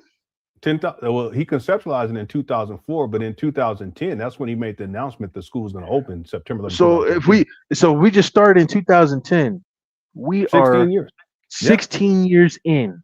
16 years. Come on, people. Come on. And I'm not saying people as anybody in the Cookie Cutter chat or in the other podcasts that are absolutely seeing this for what it is. I'm talking about the supporters. You can't be this blind. I don't care how much hope and love that you have for anything. Like you're literally letting this dude spit in your face and you're calling it rain. Like that's deep. That's are we that far that we need a savior? Are we that far that we have a leadership and hero complex that we just will get behind anything no matter how garbage it is? Yeah. That's sad for us. Yeah, I agree. I can't. I can't. So on this note, when it comes to him, if the rest of us are standing alone on an island, so be it. But you won't be getting any type of recognition and support out of me. Again, I used to be on that other side. I used to be one of them. Yeah, Umar, know what he talking about. Yeah, he for us and all that. Yeah, now I'm on this side. Where the money at? Where the school at? Like what are we doing? Like, come on, man. I've talked to too many owners.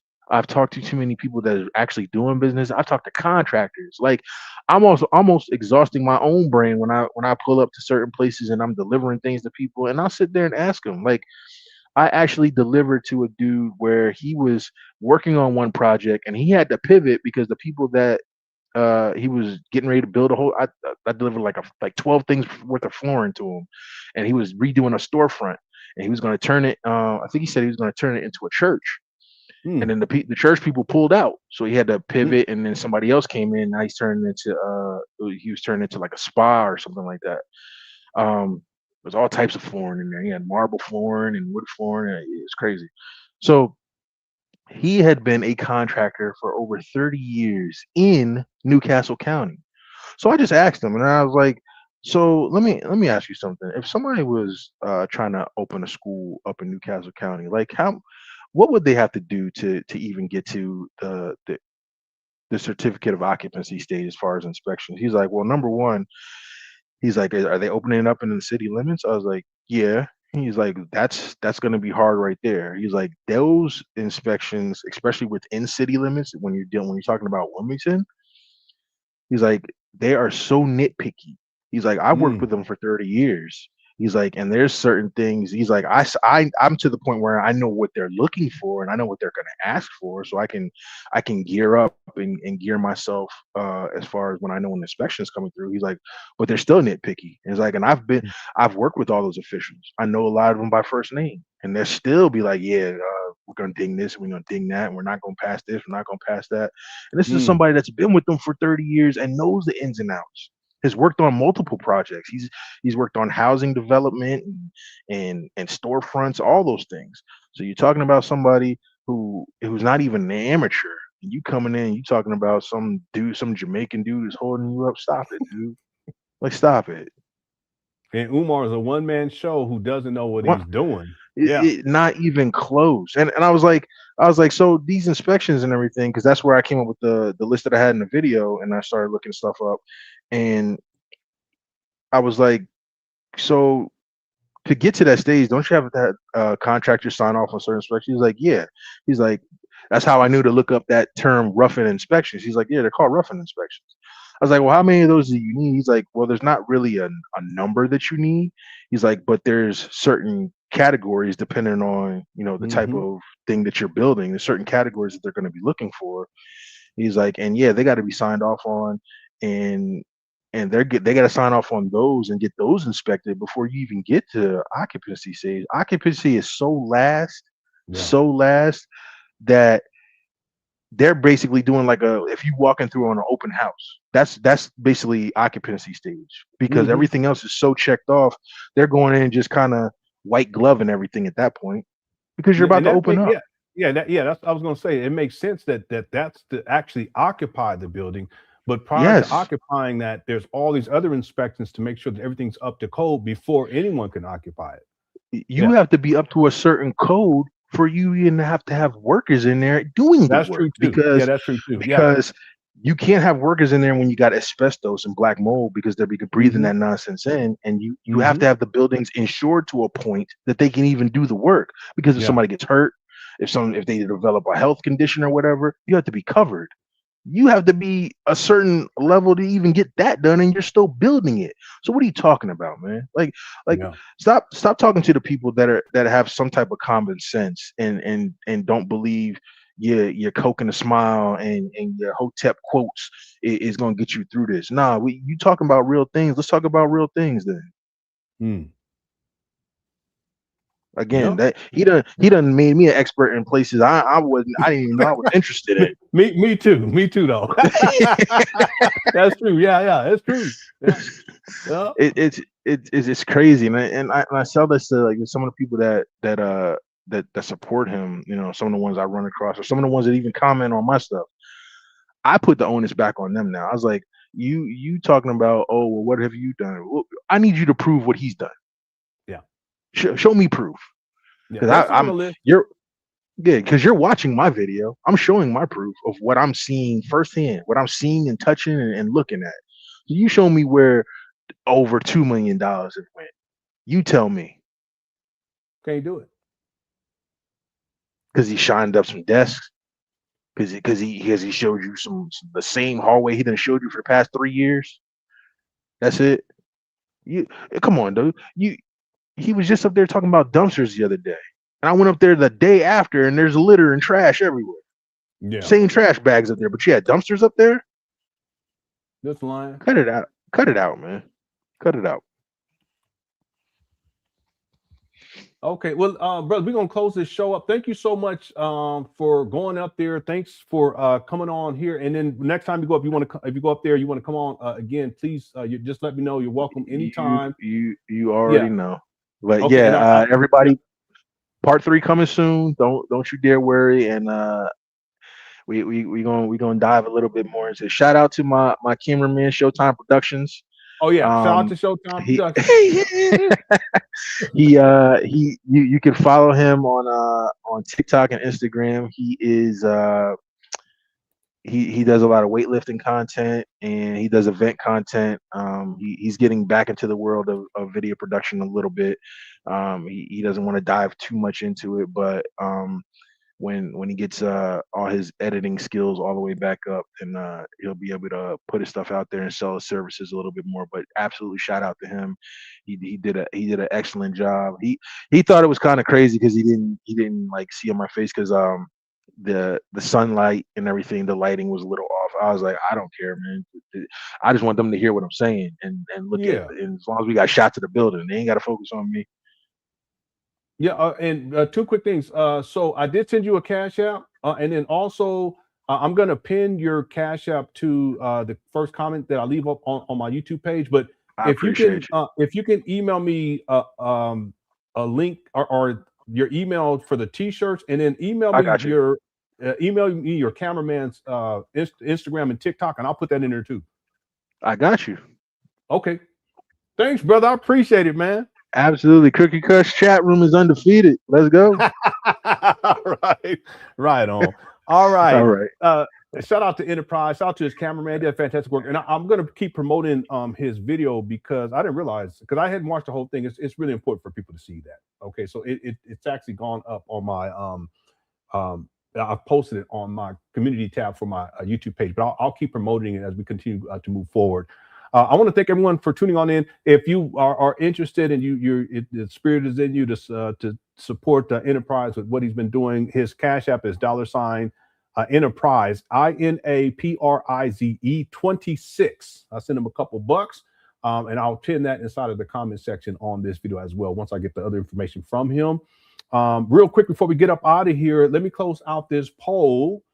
By the way, Jason Kidd was fired today after 5 seasons with the Mavericks. I was kind of shocked about that, but I think they already had problems when they shipped Luka It's crazy. They gave up Jalen Brunson and then they got rid of Luka.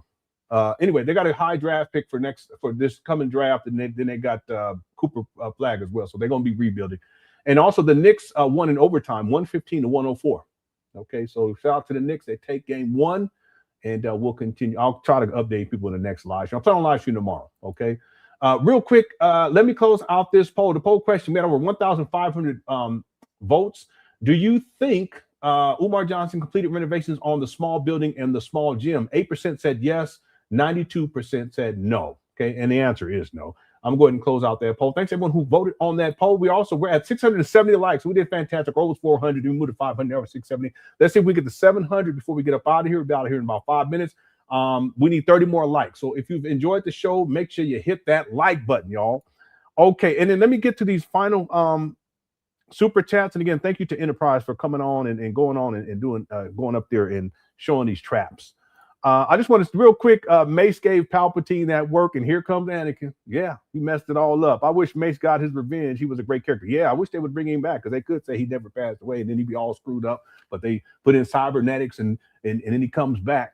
You know, and even if he's not like dueling with people, he can pass on Vapad, and it'd be great. But anyway, thank you, Domo. Guelmo Jr. Z says Umar Johnson, aka the kid that still hides in his mama's closet, inside his mama's closet. He always end up back in his mama's closet. I don't see why he don't get it. See, if you out here living like this and been living like this for decades, you running through these women, raise millions of dollars, you don't got your own vehicle, you don't have your own place, you don't even have a legitimate business, you don't have a job. And like I've been saying, if Umar ran a legitimate business, fine. He ain't even doing that. And he could, but it's easier to scam for him. Just beg for money. He's a cyber bum. Okay, but if not, at least have a job. You don't want to do that either. Well, why would he if he's getting free money? He don't have to work for it. Okay, no matter what though, what happens? He always ends right back up inside of his mama closet. Okay. Thanks, Guillermo. Tawana says all this time he's resurrecting a mutant super beast for the underground government. What are you talking about? Is that what he's doing at FDMG? He's resurrecting a mutant super beast for the underground government with evil seeping from the walls. Okay. That's what the FDMG is all about. I didn't know it. Now I know. Okay, thank you, Tawana. And then Tawana also says that place is cursed. He's conjured up the devil and they're doing crack rituals.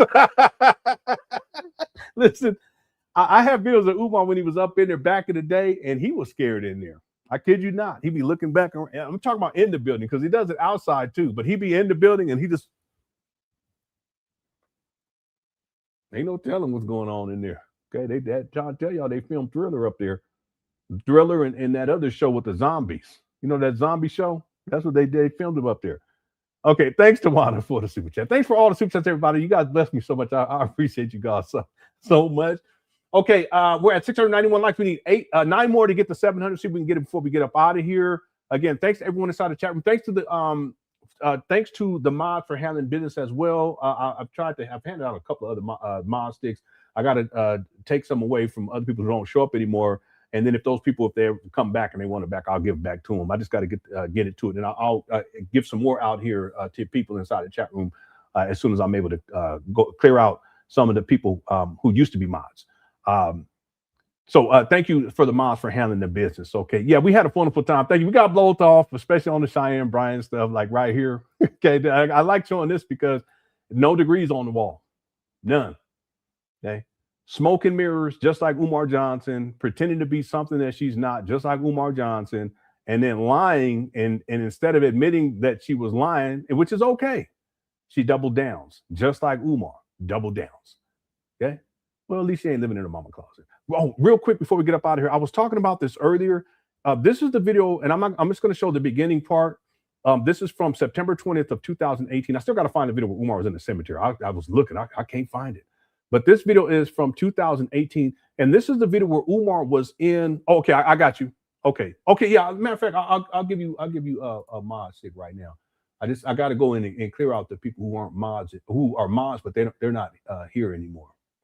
Let me see. Yeah, there you go, bro. Okay, and as soon as this is over with, I'll get that information and I'll pin it to the top. Okay, that you email me. Thank you, bro. And thanks for going up there. Thanks for coming on the show too. So we were talking about this with the HIPAA violations. Enterprise brought this up, but I wanted to talk about this video. I was talking about this video from September 20th of 2018, and Umar's doing this live Black parent teleconference.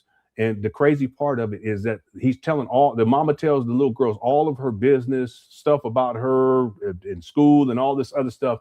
And Umar's sitting there and sitting inside of their living room, and the whole time the little girl's holding the phone. The video itself is 57 minutes long. Let's just look at the first a minute, because that's all we need to see. He's the one who has the phone, but it's not me. Oh. The only live. We on? I think we are. Okay. Oh. Okay. You good? 6 people just joined. Yep. Okay. So we good. Good evening, brothers and sisters. This is Dr. Umar Johnson. I am live in South Jersey, and today I'm going to be conducting my very first live Black parent consultation. The reason we're doing this live is we want to give you guys an opportunity to learn about some of the issues that we're having in school, public, parochial, charter, and independent school, as it relates to protecting our children.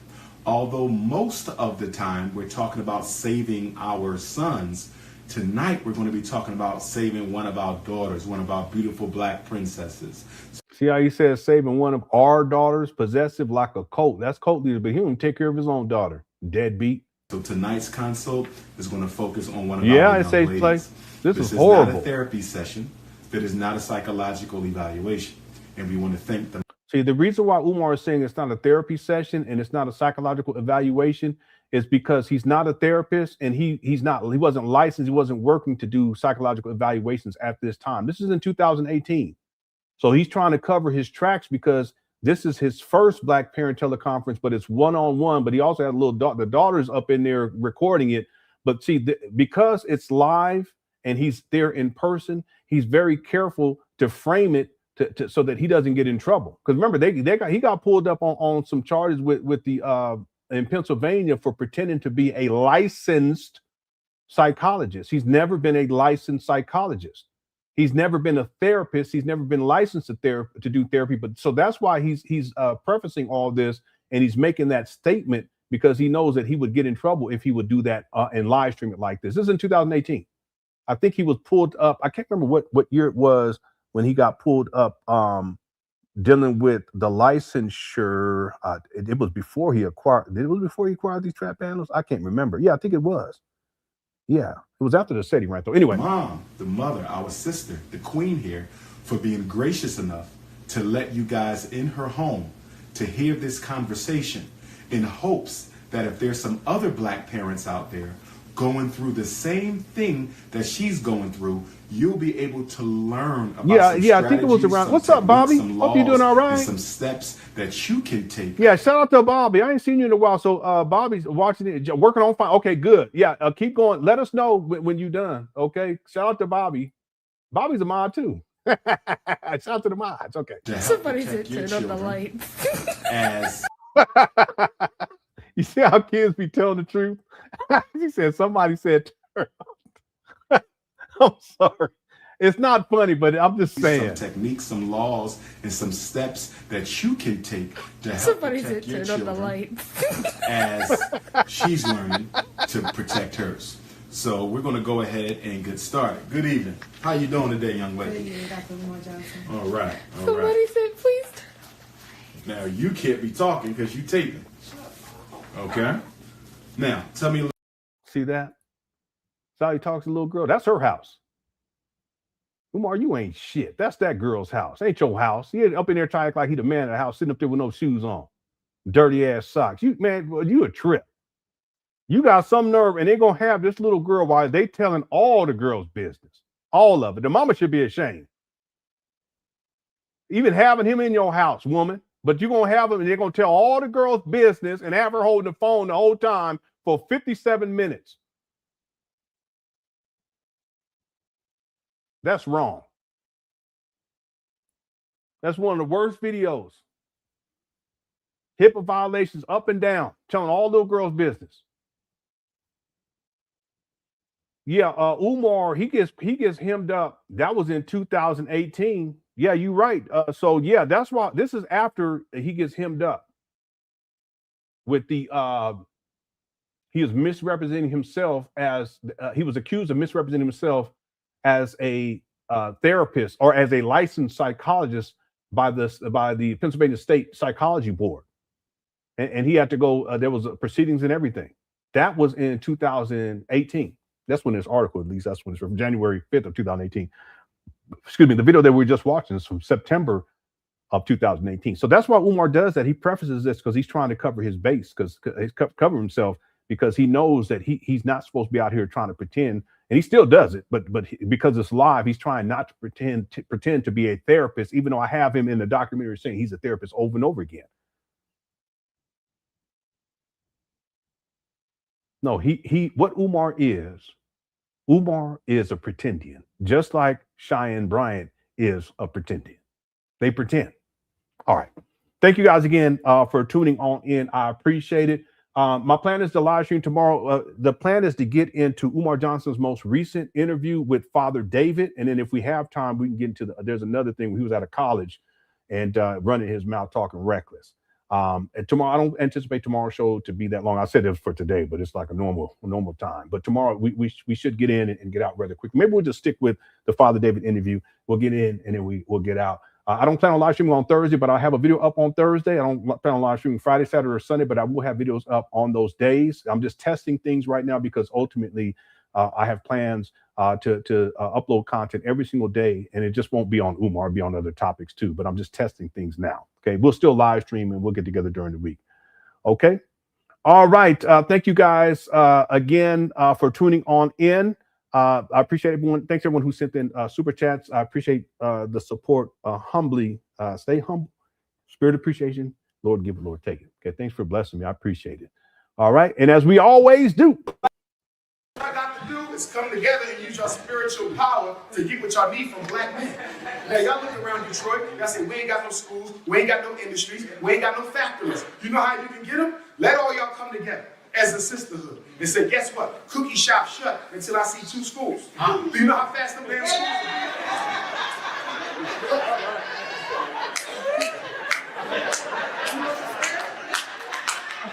You got to use your cookie power. I'm serious about that. If you say no cookie till the school is built, we gonna eat, sleep, drink, or nothing. Brother Umar, you gonna take it out? Hell no. I'm serious. You got to use your cookie power. You keep giving out rewards before the work is done. And that's why a lot of black women are miserable and nasty as hell, because you fail to realize that in order to give yourself some balance, you got to shut down the damn oven and stop baking cookies every once in a while. There he goes. Women without strong emotional bonds with their father are more likely to mistake lust for love, especially when the sex is good. He hit that spot, booyah, I love you. No, you don't. You in lust, but you don't know what love is. Y'all know what I'm talking about. Y'all know what I'm talking about. Okay? That lightning strike, boom. I love you, boo. Because if I'm in love with you, I know you. I know you ain't going no damn where. This lightning rod, you ain't leaving me. You could think, but then y'all get intimate. Now you can't think no more. Be honest with yourself, black woman. Yesterday you knew you should have left him alone. But last night, y'all crossed that line. And he hit you with a lightning bolt. Boom! Now you can't see straight no more. And then your girlfriends are like, what you think? When you gonna call it off? When you gonna let him know you don't want to be bothered? Well, I've been thinking everybody deserves a second chance. Boom! He hit that spot, booyah! I love you. No, you don't. That lightning strike, boom! I love you, boo. This lightning rod, you ain't leaving me. And he hit you with a lightning bolt. Boom! Boom! Booyah! Boom! Booyah! Boom! Boom! Booyah! Boom! Boom! Boom! Booyah! Booyah! Booyah! All right, thank y'all so much. Umar is wow. That's what he said. He said, I love you, boo. FDMG is coming. What's up, Papa Diddy? FDMG is coming. FDMG is coming. It's coming. Hey, I don't know. I don't know. FDMG is coming. FDMG is coming. FDMG it's coming. It's coming. Look at this guy. It's crazy. Coming. All right. It's coming. It's coming. No, cut it out. Stop this. Y'all playing too much. It's coming. Yeah, it's coming. It's coming. Oh, it's coming. Yeah, that's right. Yeah, good night, Jimmy Jamboree. It's coming. FDMG is coming. Thought it's personality. Be twerking. It's twerking. E equals MC Cookies. Yeah, that's according to Umar. Marquise, Patriot, Amina. All right, how's it going, Sonia? Okay, everyone, please have a great rest of your evening, and we'll be back tomorrow with another live stream. It'll be shorter, but we'll get in here tomorrow to get together. Thank you guys again for tuning on in. I hope you enjoyed the show. Thank you, Kilo. And if you haven't hit that like button, we got to 700. I mean, yeah, I think it was 700. I'm sure we got to it. Thanks everyone who hit that like button. It's 730. That's great. And we'll be back tomorrow. Okay. Again, thanks to everyone who supports the channel, everyone tuning on in, coming through, hanging out, kicking it, having a good time. Cook Chats Undefeated. And also, thanks to people who sent the super chats, or if you send in super stickers. Thank you so much. Appreciate the support. Okay. I'll talk to y'all very, very soon. Love y'all. Take care. Peace.